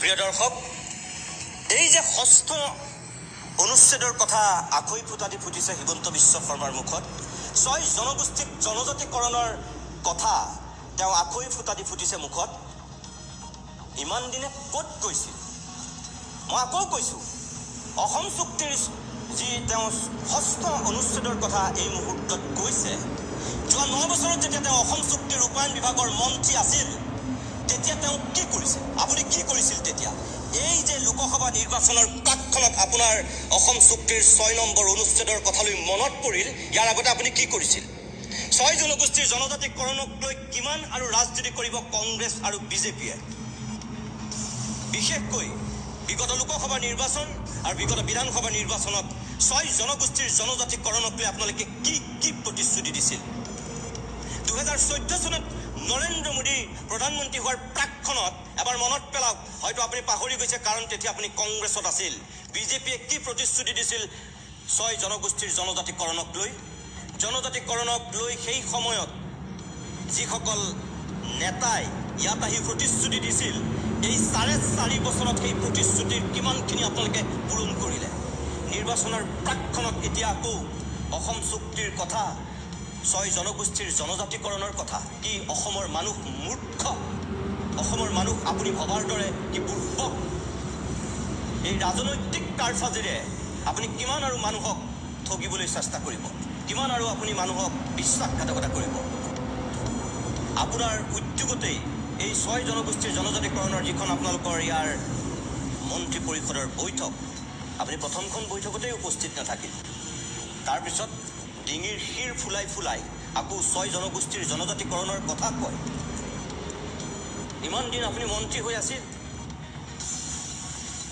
বিজেপিত মন্ত্ৰী হৈ আছে 6 জনগোষ্ঠীৰ জনজাতিকৰণৰ কাৰণে ইয়াৰ পূৰ্বে আপোনাৰ ভূমিকা কি আছিল কওক আপুনি অসমৰ ৰাইজক জনাওক যে আপোনাৰ কংগ্ৰেছত থাকোঁতে কি স্থিতি আছিল আৰু আজি এই 2.5 বছৰ মন্ত্ৰী হৈ থকাৰ পিছত আৰু 4.5 বছৰ বিজেপিৰ কেন্দ্ৰীয় নেতৃত্বই 6 জনগোষ্ঠীৰ জনজাতিকৰণক লৈ কি কৰিছে অসমৰ মানুহে দেখি আছে প্ৰত্যেকটো দল সংগঠনে কি কৰিছে 6 জনগোষ্ঠীৰ দাবী উত্থাপন কৰা তেওঁলোকে কি কৰি আহিছে অসমৰ মানুহে দেখি আছে তাৰপিছত বুকুৰ শিৰ ফুলাই এই কথা ক'বলৈ আহে ইমান বুকাত বিছা কথা অসমৰ ৰাজনীতিত আন কোনোবাই ক'ব পাৰে নে নোৱাৰে আমি নাজানো কেৱল আপুনি পাৰে এইবাৰ চাওক চতুৰ্থটো কথা যিটো অৰ্ণবাই বৰাক লৈ আপুনি উত্থাপন কৰিছে চাওক প্ৰিয় দৰ্শক হিমন্ত বিশ্ব শৰ্মাই কি কৈছে যমুনামুখৰ ৰাজপথত যিদিনাখন মোৰ মা অৰ্ণবাই বৰাক সতীত্ব হৰণ কৰি হত্যা কৰা হৈছিল যিদিনাখন মোৰ ভণ্টি মঙলদৈ ডেন শিক্ষকগৰাকীক দলদাত সতীত্ব ধৰ্ষণ কৰা হৈছিল সেইদিনাখনে আবৃত্তি কৰা মানুহবিলাক ক'ত আছিল গাখীৰ খোৱা মানুহবিলাক ক'ত আছিল এই প্ৰশ্নৰ উত্তৰ তেওঁলোকে আমাক দিয়ক আজি এই গাখীৰ খোৱা আৰু আবৃত্তি কৰোৱা মানুহবিলাকক মই স্পষ্ট কৰিব খোজো কি অৰ্ণবাই বৰা তোমাৰ মা নহয় যে বিষয়টিগৰাকী তোমাৰ ভণ্টি নহয় এনে শব্দৰ ডেকা ভক্তাধিকাৰগৰাকী তোমাৰ কি দেউতা নহয় এই প্ৰশ্নৰ উত্তৰ তোমালোকৰ নাই প্ৰিয় দৰ্শক হিমন্ত বিশ্ব শৰ্মাই ডিঙি ফুলাই যিধৰণে উদাত্ত কণ্ঠৰে প্ৰত্যাহ্বান জনাইছে মই হিমন্ত বিশ্ব শৰ্মাক এতিয়া প্ৰত্যাহ্বান জনাইছোঁ আপোনাৰ এই প্ৰশ্নটোৰ উত্তৰ মই কিছু সময়ৰ পিছত দি আছোঁ, কিন্তু প্ৰিয় দৰ্শক এবাৰ আকৌ চাই লওক অৰ্ণময় বৰাক লৈ হিমন্ত বিশ্ব শৰ্মাই আমাক কৰা এই কথাখিনি, ইয়াৰ প্ৰত্যুত্তৰ মই দি আছোঁ। এবাৰ চাওক কি কৈছে হিমন্ত বিশ্ব শৰ্মাই। আকৌ এবাৰ মই আপোনালোকক দেখুৱাব বিচাৰিছোঁ আৰু আপোনাৰ প্ৰত্যাহ্বান মই গ্ৰহণ কৰিছোঁ। যমুনামুখৰ ৰাজপথত যিদিনাখন মোৰ মা অৰ্ণময় বৰাক সতীত্ব হৰণ কৰি হত্যা কৰা হৈছিল, যিদিনাখন মোৰ ভণ্টি মঙলদৈ টেট শিক্ষকগৰাকীক দলদাৰ সতীত্ব ধৰ্ষণ কৰা হৈছিল, সেইদিনাখনে আফ্ৰিকি কৰা মানুহবিলাক ক'ত আছিল? কেঁচেল খোৱা মানুহবিলাক ক'ত আছিল? এই প্ৰশ্নৰ উত্তৰ তেওঁলোকে আমাক দিয়ক। আজি এই গাখীৰ খোৱা আৰু আবৃত্তি কৰোৱা মানুহবিলাকক মই প্ৰশ্ন কৰিব খোজো, কি অৰ্ণময় বৰা তোমাৰ মা নহয়? এই শিক্ষয়িত্ৰীগৰাকী তোমাৰ ভণ্টি নহয়? এলেনি সত্ৰৰ ডেকা সত্ৰাধিকাৰগৰাকী তোমাৰ কি দেউতা নহয়? এই প্ৰশ্নৰ উত্তৰ তোমালোকৰ নাই। ডক্টৰ হিমন্ত বিশ্ব শৰ্মা, অৰ্ণময় বৰা আৰু টেট শিক্ষয়িত্ৰীৰ কথা আপুনি মোক প্ৰশ্ন কৰিছে, মই তেতিয়া কি কৰিছিলোঁ, ক'ত আছিলোঁ? আপোনাক কওঁ, হয়তো যদি আপোনাৰ মগজু এতিয়ালৈকে সুস্থ আৰু সবল হৈ আছে, যদি আপুনি আমাৰ প্ৰতিদিন টাইম নিউজ চাইছিল, আপুনি দেখিছিল সেই সময়ত আমাৰ ভূমিকা কি আছিল। বেলেগ টেলিভিশ্যন চেনেলৰ কথা নাজানো, কিন্তু আমি একমাত্ৰ অসমৰ প্ৰথমটো টেলিভিশ্যন চেনেল হিচাপে মই আপোনাক এতিয়া অহংকাৰেৰে গৌৰৱেৰে কৈছোঁ যে অৰ্ণময় বৰাৰ ঘৰৰ পৰা একমাত্ৰ টক শ্ব' কৰা চেনেলটো আছিল প্ৰতিদিন টাইম। আৰু আপোনাক মই কৈ দিওঁ 31 মে'ত সেই ঘটনা সংঘটিত হৈছিল আৰু 1 জুনত সেই সময়ৰ মোৰ সহযোগী সাংবাদিক ৰাজদীপ বাইলুং বৰুৱাক মই পঠিয়াইছিলোঁ সেই তেখেতৰ ঘৰলৈ। আপুনি কৈছে মই কি কৰিছিলোঁ, আপোনাক মই কৈছোঁ আপোনাৰ পত্নীৰ চেনেলে কি কৰিছিল আপুনি কওক এবাৰ। মই কৈছোঁ যে মই তাত গৈ মানুহ পঠিয়াই মই টক শ্ব' কৰিছিলোঁ আৰু তাৰ ঘটনাটোৰ দুৰ্ঘৰ বিৰোধিতা কৰিছিলোঁ। অৰ্ণময় বৰা মোৰ কাৰণে বাইদেউ, মোৰ কাৰণে মা, মোৰ কাৰণে এগৰাকী নমস্য নাৰী। একেদৰে টেট শিক্ষয়িত্ৰীৰ কথা আপুনি কৈছে, বেলেগে কি কৰিছিল নাজানো।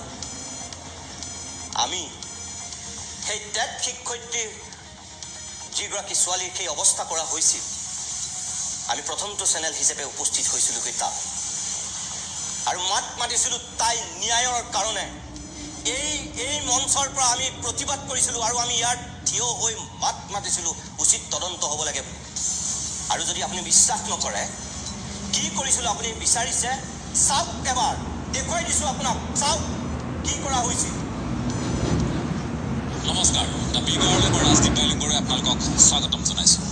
আমি আজি এনে এটা প্ৰান্তত এনে এটা বিষয়ক লৈ আচলতে আপোনালোকৰ সন্মুখলৈ আহিব বিচাৰিছোঁ, যিটো বিষয়ে আপোনাকো চুই যাব, আপোনাকো বহু কথা ভবাই তুলিব। নিৰাপত্তাহীনতাত ভুগিছে ৰাজ্যৰ কিশোৰী, নিৰাপত্তাহীনতাত ভুগিছে ৰাজ্যৰ যুৱতী, নিৰাপত্তাহীনতাত ভুগিছে ৰাজ্যৰ মহিলা সমাজ। কিয় বাৰম্বাৰ এনেধৰণৰ আচলতে পৰিৱেশ পৰিস্থিতিৰ উদ্ভৱ হৈছে, কিয় সেই সন্দৰ্ভত আলোচনা কৰিবলৈ গ্ৰাউণ্ড জিৰ'ত আহি আমি উপস্থিত হৈছোঁ। আমি এই মুহূৰ্তত আপোনালোকক জনাব খুজিছোঁ, যিটো ঘটনাই আজিৰ দিনটোত সকলোকে চুই গৈছে, সেই ঘটনাটো হৈছে কামপুৰৰ ঘটনা। কপিলীৰ পাৰৰ সেই কলংকিত অধ্যায়ৰ সবিশেষ বিচাৰি আজি আহি আমি উপস্থিত হৈছোঁ এই অঞ্চলটোত।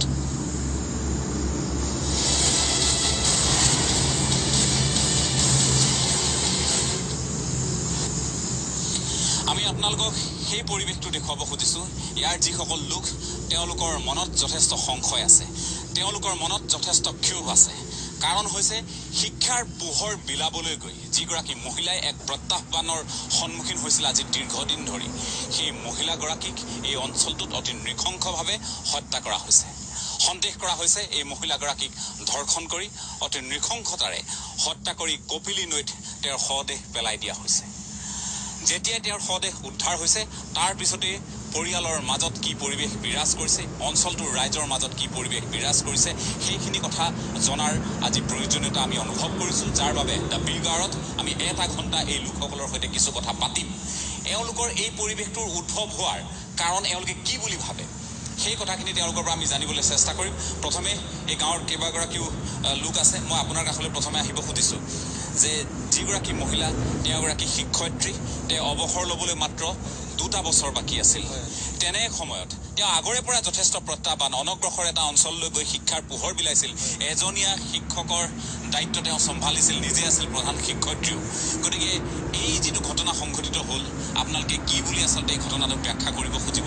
ৰাইজৰ মনত সংশয় কেনেধৰণৰ আৰু কি সমস্যাৰ কাৰণে? হিমন্ত বিশ্ব শৰ্মা, মইতো মন্ত্ৰী নহয়, মইতো মুখ্যমন্ত্ৰী নহয়, মইতো চৰকাৰ নচলাওঁ, ইয়াতকৈ মই কি কৰিব পাৰোঁ? আপুনি কি কৰিছিল তেতিয়া? আপোনাৰ প্ৰতিনিধি তাত গৈ উপস্থিত হোৱাৰ আগতেই মই তাৰ পৰা টক শ্ব' কৰাৰ ব্যৱস্থা কৰিছিলোঁ, গাঁৱৰ মানুহক একত্ৰিত কৰিছিলোঁ। সেই দুৰ্ভগীয়া মহিলাগৰাকীৰ ছোৱালীকেইজনীৰ ভাষ্য সংগ্ৰহ কৰি অসমৰ মানুহক জনাইছিলোঁ তাত কি বিভৎস পৰিৱেশৰ সৃষ্টি হৈছে। এজন সংবাদ মাধ্যমৰ সাধাৰণ কৰ্মী হিচাপে ইয়াতকৈ মই আৰু কি কৰিব পাৰোঁ? তাৰপিছত আপুনি মোক প্ৰশ্ন কৰে তেতিয়া মই কি কৰিছোঁ। আপুনি মনত ৰখা দৰকাৰ, কেৱল সিমানেই নহয়, সেই পৰিত্যাগটো ন্যায় পোৱা নাছিল। এই দুৰ্ভগীয়া মহিলাগৰাকীৰ কন্যাক আমি এই ষ্টুডিঅ'লৈ আনি আমি আন এখন সংগ্ৰাম কৰিছিলোঁ, আৰু আপোনালোকে কি সহযোগিতা আগবঢ়াইছে, কি ভূমিকা পালন কৰিছিল, সেয়াও অসমৰ মানুহক দেখুৱাইছিলোঁ। তেওঁলোক আমাৰ অন্যতম অতিথি হৈছিল পৰৱৰ্তী সময়ত। তাৰপাছত কি যুক্তিত আপুনি মোক প্ৰশ্ন কৰে যে আমি ক'ত কি কৰিছিলোঁ? আপোনাৰ যদি মগজুৰ ভাৰসাম্য হেৰুৱাইছে তেতিয়া বেলেগ কথা, মগজু বিকৃতি ঘটিছে যদি তেতিয়া বেলেগ কথা। যদি সুস্থ সবল হৈ আছে, আপোনাক আকৌ মনত পেলাই দিছোঁ, আমি সেই সময়ত মৌন হৈ চেলুটেপ লগাই থকা নাছিলোঁ। আমি সক্ৰিয় আৰু সপ্ৰতিভ ভূমিকা গ্ৰহণ কৰিছিলোঁ। সংবাদ মাধ্যমৰ যিমানখিনি শক্তি সিমানখিনি আমি কৰিছিলোঁ, তাতকৈ আমি একো কৰিব নোৱাৰোঁ। বাকী দায়িত্ব আপোনালোকৰ। নিজৰ দায়িত্ব পালন কৰিব নোৱাৰি আনৰ গালৈ আঙুলি টোৱাটো কেৱল অন্যায় নহয়, মহাপাপ। অকণমান সময়ৰ কাৰণে বাণিজ্যিক বিৰতি লওক। আপোনাৰ প্ৰত্যেকটো কথাৰে উত্তৰ দিম, কি যিহেতু আপুনি উত্তৰ বিচাৰিছে, প্ৰত্যাহ্বান দিছে, সেই প্ৰত্যাহ্বান গ্ৰহণ কৰিব পৰাৰ শক্তি আৰু সামৰ্থ্য আছে। ইয়াৰ পিছত আপুনি কি কৰিব এতিয়া? যদি আপোনাৰ সাহস আছে মোৰ ওচৰত ক্ষমা খোজক। মই একো কৰা নাছিলোঁ বুলি কৈছে ৰাজহুৱাকৈ, মই কৈছোঁ কৰিছোঁ আমি। অকণমান সময়ৰ কাৰণে বাণিজ্যিক বিৰতি লৈছোঁ।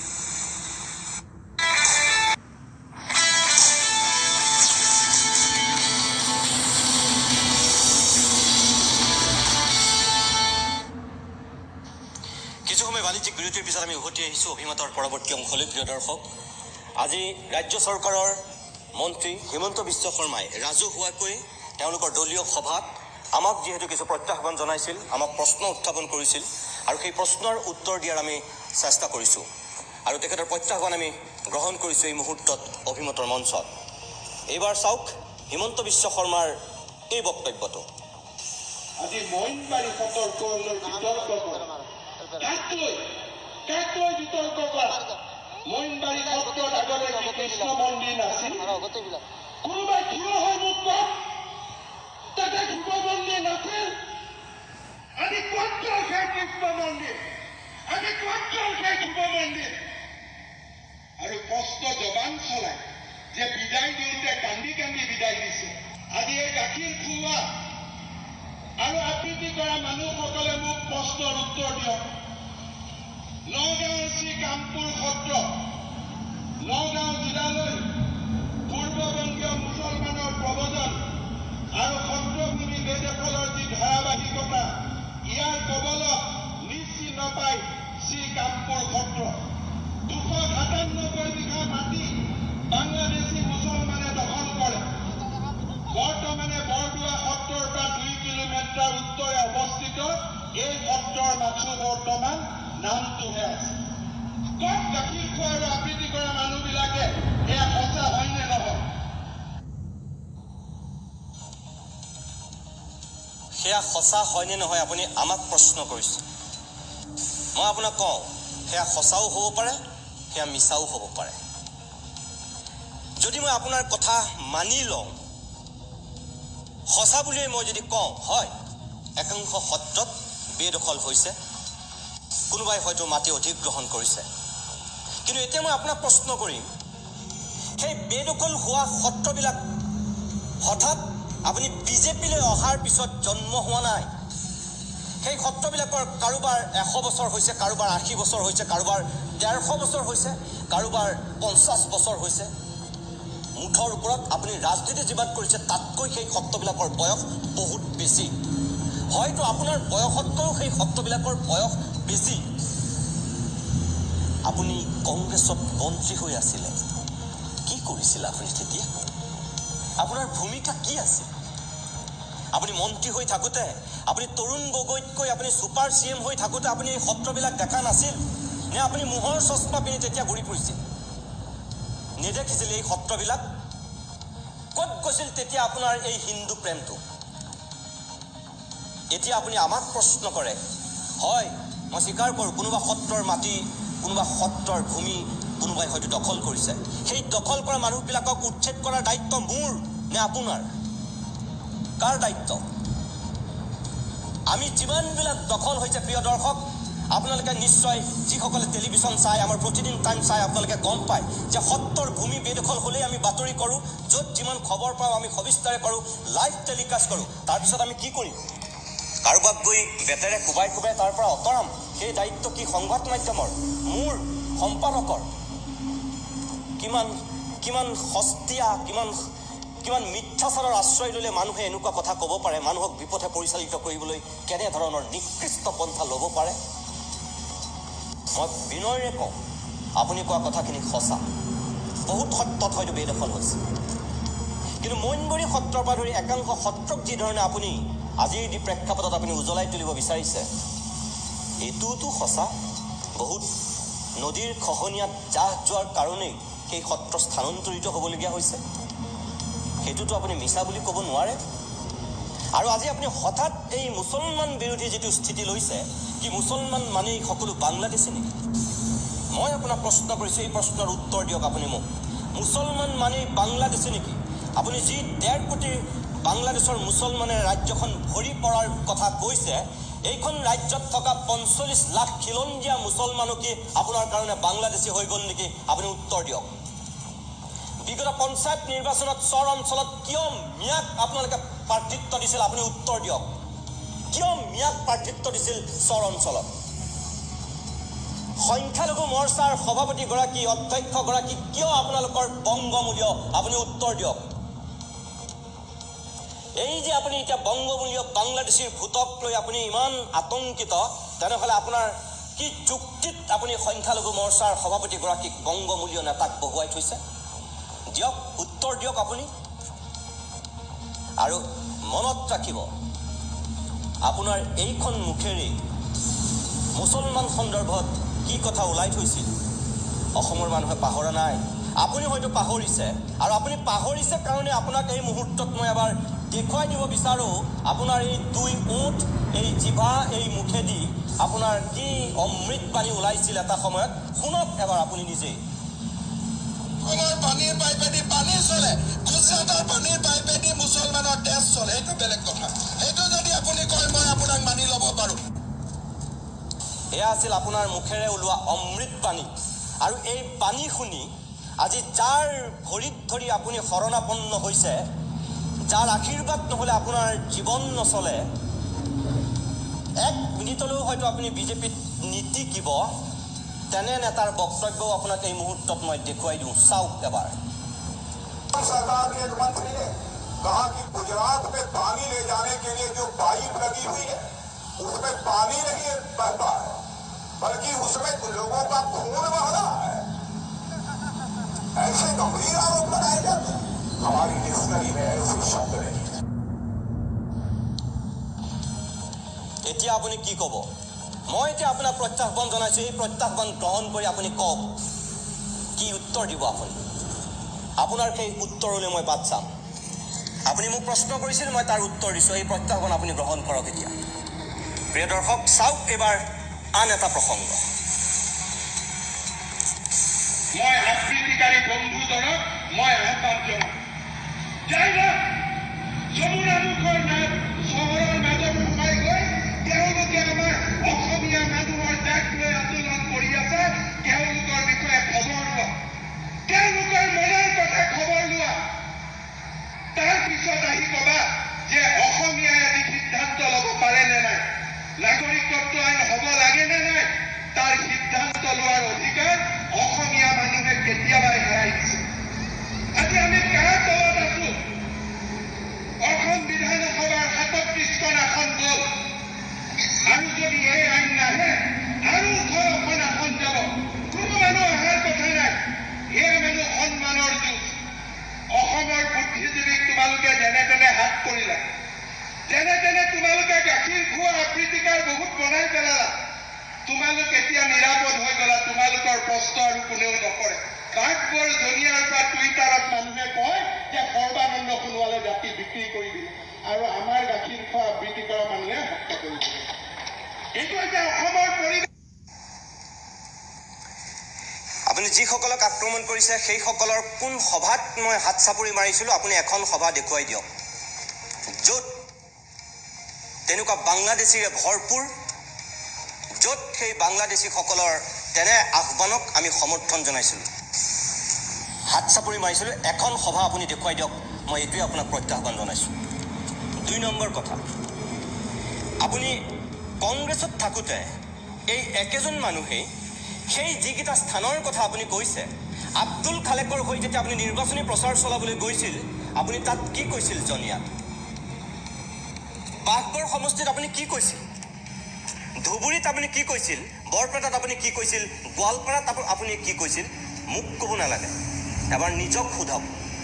এই কংগ্ৰেছত যেতিয়া আপুনি মন্ত্ৰী হৈ আছিল, বিধায়ক হৈ আছিল, নেতা আৰু পালি নেতা হৈ আছিল, তেতিয়া আপুনি এই অঞ্চলবিলাকলৈ গৈ কি কথা কৈছিল?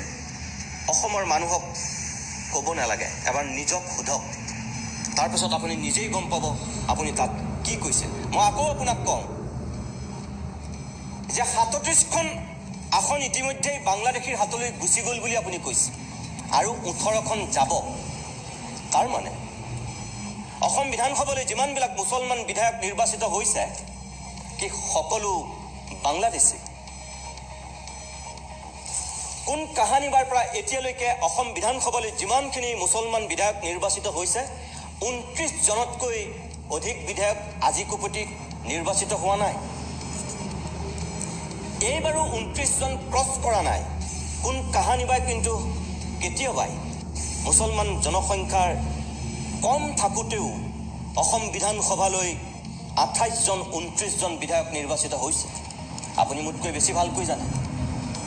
আৰু আজিৰ দিনত আপুনি আৰু 18টা সমষ্টি যাব, আপুনি ভয় দেখুৱাইছে। আজমলৰ মুখ, আজমলৰ ছবি কৈ মানুহক আপুনি আতংকিত কৰি এই নিকৃষ্ট ৰাজনীতি আৰু কিমান দিন কৰিব? আপুনি স্পষ্ট কৰক, এই 37খন আসন ইতিমধ্যেই সকলো বাংলাদেশীৰ হাতলৈ আপুনি গৈছে বুলি কৈছে। মই আপোনাক প্ৰত্যাহ্বান জনাইছোঁ, এই 37খন আসন বাংলাদেশীৰ হাতলৈ যোৱা মানে কি সকলো মানুহ বাংলাদেশী নেকি? আৰু আপোনাৰ কথাই মই কৈছোঁ, যদি সঁচাকৈ এই 37খন আসনত বাংলাদেশী আছে, চৰকাৰত কোন বহি আছে? কেন্দ্ৰত আৰু ৰাজ্যত কোন আছে? কিয় বাংলাদেশী খেদাৰ ব্যৱস্থা নকৰি আপুনি বাংলাদেশী বহুৱাৰ ব্যৱস্থা কৰিছে? আমিতো হিন্দু মুছলমান ভাগ বিচৰা নাই। কোনোবা বাংলাদেশী তেওঁ হিন্দু হওক, তেওঁ মুছলমান হওক। আপুনি বিচাৰিছে সেই শ্ৰেণী বিভাজন। আৰু যদি বাংলাদেশী আছে খেদক, আপোনাক আমি বাধা দিছোঁ নেকি? বাংলাদেশীক খেদিবলৈ আপোনাক ঋতুমণি শইকীয়াই কোনদিনাখন বাধা দিছে কওক আপুনি? মিছা কথা কৈ মানুহক এনেই উত্তেজিত কৰি আবুল তাবুল বকি সকলো সময়তে সকলো মানুহক মূৰ্খ সজাবলৈ চেষ্টা নকৰিব। নেভাবিব যে সকলো মানুহ আপোনাৰ নিচিনা ধুৰন্ধৰ আৰু চালাক। ভুল কথা। তাৰপিছত এইটো প্ৰসংগ মই উত্থাপন কৰিছোঁ, চাওক আপুনি কি কৈছে। মানুহে কয় পুৰা হ'ব নিদিওঁ। আৰে আবৃত্তি কৰা বন্ধু, তোমাৰ সম্পাদকো 21 চনত তুমি নোহোৱা হৈ যাবা। কোনোবা বাঘবৰ জনিয়াৰ মানুহে তাত সম্পাদক হ'ব, তুমি আৰু সম্পাদক হৈ থাকিব নোৱাৰা। 21 চনত মই সম্পাদক হৈ থাকিব নোৱাৰোঁ, বাঘবৰ জনিয়াৰ মানুহ সম্পাদক হ'ব। বাঘবৰ জনিয়াৰ প্ৰত্যেকজন মানুহেই কি বাংলাদেশী? মই আপোনাক প্ৰত্যাহ্বান জনাইছোঁ।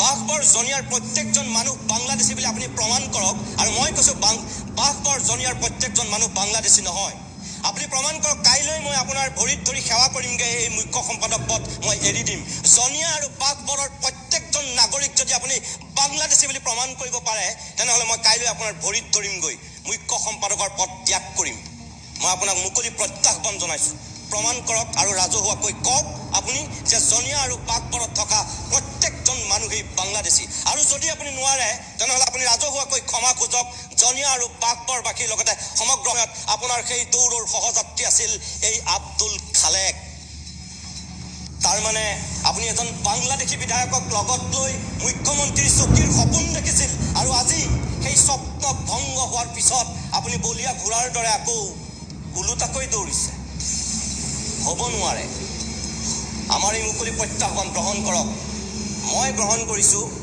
বাঘবৰ জনিয়াৰ প্ৰত্যেকজন মানুহ মই কৈছোঁ মুছলমান মানে বাংলাদেশী নহয় আৰু আপুনি প্ৰমাণ কৰি দেখুৱাওক মই আপোনাক প্ৰত্যাহ্বান জনাইছোঁ মই কাইলৈকে আপোনাৰ ভৰিত ধৰিমগৈ মই মুখ্য সম্পাদক পদ ত্যাগ কৰিম ৰাজহুৱা প্ৰত্যাহ্বান আপোনাৰ প্ৰতি মোৰ এয়া পৰৱৰ্তী আপোনাৰ এটা বক্তব্যৰ উত্তৰ দিছোঁ চাওক মই অসমৰ ৰাইজক বিনম্ৰতাৰে আহ্বান জনাম হিমন্ত বিশ্ব শৰ্মাই 21 চনৰ পিছত অসমত ৰাজনীতি নকৰে মোৰ পাবলগীয়া হেৰাবলগীয়া একো নাই কোনোবাই যদি কয় হিমন্ত বিশ্ব শৰ্মাই কিবা হোৱাৰ সপোন দেখি কৰিছে এইখন মঞ্চৰ পৰাই কৈছোঁ 21 চনৰ পিছত হিমন্ত বিশ্ব শৰ্মা ৰাজনীতিত থকাৰ প্ৰশ্ন নুঠে কিন্তু জাতিটোৰ কাৰণে এই আবৃত্তি কৰা এই কবিতা আবৃত্তি কৰা গাখীৰ খোৱা সকলক চিনাক্ত কৰি পানী পথৰ শেষ যুদ্ধ দিবলৈ হিমন্ত বিশ্ব শৰ্মা সাজু তাৰ কাৰণে যদি জীৱনো বলিদান দিব লাগে সেই জীৱন বলিদানৰ বাবে মই সাজু কোনোবা আপোনাৰ দলীয় সমৰ্থকে এই কথা শুনি হাত চাপৰি মাৰিব পাৰে কিন্তু আমি নোৱাৰোঁ আপোনাৰ মুখৰ কথাৰ কি ভেলু আছে ইয়াৰ আগতে আমি দেখি থৈছোঁ দুটা উদাহৰণ দিলে আপোনাৰ যথেষ্ট হ'ব কিৰিপ চলিহা যদি মংগলদৈ সমষ্টিৰ পৰা আপুনি জিকাব নোৱাৰে তেনেহ'লে আপুনি ৰাজনীতি বাদ দিম বুলি কৈছিল কিন্তু কিৰিপ চলিহা হাৰিল ৰমেন ডেকা জিকিল আৰু আজিও আপুনি ৰাজনীতিয়ে কৰি আছে মন্ত্ৰী হৈ আছে কিয় আপুনিতো ৰাজহুৱাকৈ কৈছিল কিয় বাদ নিদিলে ৰাজনীতি যেতিয়া কংগ্ৰেছৰ পৰা বিজেপিলৈ আপুনি ঢপলিওৱাৰ এটা কুচকাৱাজ কৰিছিল সাংবাদিকে যেতিয়া আপোনাক সুধিছিল তেতিয়াতো আপুনি কৈছিল যে সাংবাদিকেহে মোক বিজেপি কাইলৈ AUDF পৰহিলৈ হয়তো AGP এইবিলাক কৰি আছে কিন্তু তাৰপিছত আপুনি বিজেপিলৈতো আহিল সংবাদ মাধ্যমে কোৱাৰ দৰে আপোনাৰ মুখৰ কথাৰ কি ভেলু আছে আজি আপুনি এনেকৈ কৈছে নৰেন্দ্ৰ মোদীক জোতা আৰু চেণ্ডেলেৰে ঠেলাৱালা ৰিক্সাৱালাই চৰিয়াব বুলি কৈছিল আজি সেই নৰেন্দ্ৰ মোদীৰ ভৰি নুচুলে আপোনাৰ জীৱন বৃথা গুজৰাটত মুছলমানৰ তেজ ওলায় পানীৰ পাইপেৰে ইয়াত পানী ওলায় তাত মুছলমানৰ তেজ ওলায় আজি আপুনি কাৰ শৰণাপন্ন কাৰ ভৰি চুই জীৱন ধন্য হৈ আছে মোক ক'ব নালাগে নিজক সোধক এবাৰ আপোনাৰ মুখৰ কথাত কিমান গুৰুত্ব কিমান আপুনি কথা দি কথা ৰাখিব পাৰে সেয়া অসমৰ প্ৰত্যেকজন মানুহেই সমাজ সচেতন মানুহে জানে বুজে দেখি আহিছে কাৰণ ইতিহাসে সকলো সঁচা কথা কয় অকণমান সময়ৰ কাৰণে আকৌ বিৰতি লৈছোঁ তাৰপিছতে আপোনাৰ আৰু কেইটামান প্ৰশ্নৰ মই উত্তৰ দিম কিছু সময় বাণিজ্যিক বিৰতিৰ পিছত আমি উভতি আহিছোঁ আজিৰ অভিমতৰ শেষ অংশলৈ প্ৰিয় দৰ্শক আজি ৰাজহুৱাকৈ যিহেতু মন্ত্ৰী হিমন্ত বিশ্ব শৰ্মাই আমাক প্ৰত্যাহ্বান জনাইছিল আৰু কিছু প্ৰশ্নৰ অৱতাৰণা কৰি উত্তৰ বিচাৰিছিল হিমন্ত বিশ্ব শৰ্মাৰ সেই প্ৰত্যাহ্বান গ্ৰহণ কৰি আমি তেখেতে উত্থাপন কৰা সেই প্ৰশ্নসমূহৰ উত্তৰ দিয়াৰ চেষ্টা কৰিছোঁ অভিমতৰ মঞ্চত প্ৰিয় দৰ্শক যিমানখিনি কথা আমি হিমন্ত বিশ্ব শৰ্মাই আজিৰ দিনটোত উত্থাপন কৰিছিল আমাক লৈ সেই প্ৰশ্নখিনিৰহে উত্তৰ দিয়াৰ আমি চেষ্টা কৰিছোঁ এইবাৰ চাওক আৰু তেওঁ কি কৈছিল বাংলাদেশত ঘাটি পাতিছিল তেওঁলোকেও সেইদিনাখনো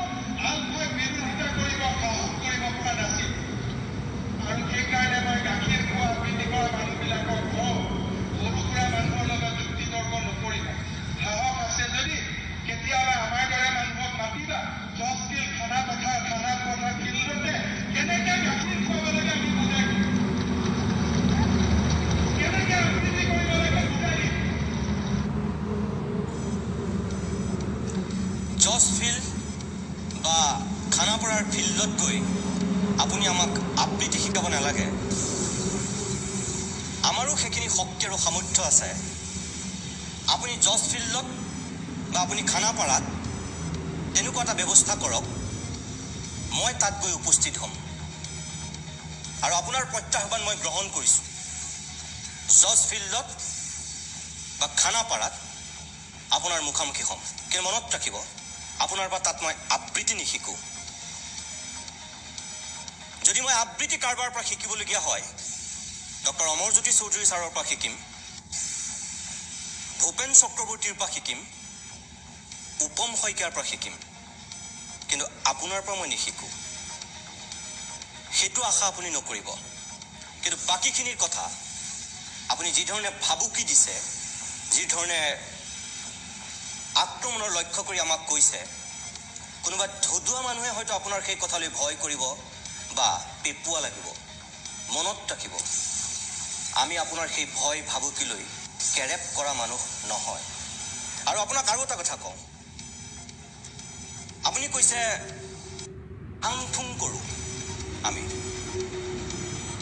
আমি টেলিভিশ্যনৰ ষ্টুডিঅ'ত বহি আপোনাৰ দৰে ককাই সাধু কথা ক'ব নাতিয়ে শুনি যাব সেই ভূমিকাত আমি অৱতীৰ্ণ হোৱা নাই আজিলৈকে আৰু আমি নহওঁ সাধু শুনিবলৈ অসমত বহুত মানুহ আছে সেই সকলোকে আপুনি সাধু শুনাব আমি নহয় প্ৰিয় দৰ্শক ইয়াৰ পিছত তেওঁ যিটো কথা কৈছে সেই কথাটো চাওক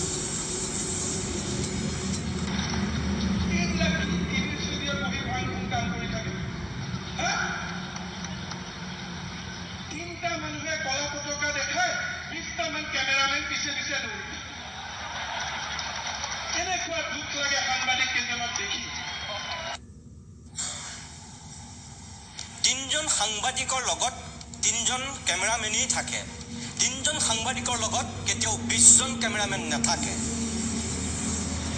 আপুনি নিজেই টিভি চেনেলৰ মালিক আপোনাৰ সেইখিনি জ্ঞান আছে আপোনাক নতুনকৈ কোৱাৰ কোনো দৰকাৰ নাই যদি তিনিজন সাংবাদিকৰ লগত 20জন কেমেৰামেন পঠিওৱাৰ আপুনি এটা প্ৰক্ৰিয়া আৰম্ভ কৰিছিল ক'ৰবাত আমি নাজানো কিন্তু আমি কাৰোবাক তেতিয়া বাতৰি সংগ্ৰহৰ বাবে পঠিয়াওঁ এজন সাংবাদিকৰ লগত এজন কেমেৰামেনেই যায় আৰু মই জনাত অসমত 7টাৰ ওপৰত নিউজ চেনেল চাগে নাই য'ত 20টা কেমেৰামেন এই ক'লা পতাকাৰ পিছে পিছে দৌৰিব আৰু আপুনি যে সৰু কথা এটাকে ৰহন দি কিমান ডাঙৰ কৰে কিমান বোকাত মিছা কথা কয় আপুনি যে অনবৰতে মিছা কথাৰ ভঁৰাল আপোনাৰ প্ৰত্যেকটো কথাই প্ৰমাণ কৰে এই বাক্যটোও প্ৰমাণ কৰিছে তিনিজন সাংবাদিকৰ লগত আপুনি 20জন কেমেৰামেন দেখিছে কাৰণ আপোনাৰ মিথ্যাচাৰী আপোনাৰ যিহেতু একমাত্ৰ মাধ্যম গতিকে আপুনি সেই কথাখিনি কোৱাটো তেনেই স্বাভাৱিক গতিকে মই আপোনাক কওঁ যে য'ত ঘটনা ঘটিছে আমি ইয়াৰ পৰা পঠিওৱা নাই সেই স্থানতেই সাংবাদিকে সংগ্ৰহ কৰিছোঁ আপুনি নিজেও খবৰ লওক ক'লা পতাকা কাক কাক দেখুৱাইছে কিয় এই পৰিৱেশটোলৈ আহিল আপুনি নিজেই কৈছে আপুনি নিজ মুখেৰে কৈছে যে আজি যদি আপোনাৰ ছিকিউৰিটি নাথাকে আপোনাক হয়তো মানুহে পিটিব কিয় আপুনিতো জননেতা এই অৱস্থা আপোনাৰ কিয় অসমখনৰ কাৰণে ইমান দিন ৰাত একাকাৰ কৰি কষ্ট কৰা মানুহ কিয় আপোনাক তেনেহ'লে ক'লা পতাকা দেখুৱাব লগা হৈছে কিয় আপোনাৰ মুখেৰে ওলাবলগীয়া হৈছে যে আজি যদি মোৰ ছিকিউৰিটি নাথাকে মোক ক'ৰবাত পিটিব আমাৰ বিজেপিৰ কৰ্মীসকল এসপ্তাহ 10 দিন ধৰি ঘৰৰ ভিতৰৰ পৰা ওলাবই পৰা নাই এয়া আপোনাৰ মুখৰ বাণী মই কোৱা নাই কিয় আপুনি ৰাজ্যখনৰ কাৰণে ইমান কৰিছে নিৰাপত্তা নহ'লে আপুনি এতিয়া এইখন অসমত থাকিবই নোৱাৰে নিজক সোধক আপুনি কি কৈছে যি উদাত্ত কণ্ঠৰে আপুনি আক্ৰমণ কৰিছে মই আপোনাক নাই কোৱা মই খুব ভদ্ৰ ভাষাৰে এই কথাখিনি আপোনাক কৈছোঁ এবাৰ নিজক সোধক প্ৰিয় দৰ্শক তাৰ পিছৰ অংশটো মই আপোনাক দেখুৱাওঁ তেওঁ কি কৈছে আমাক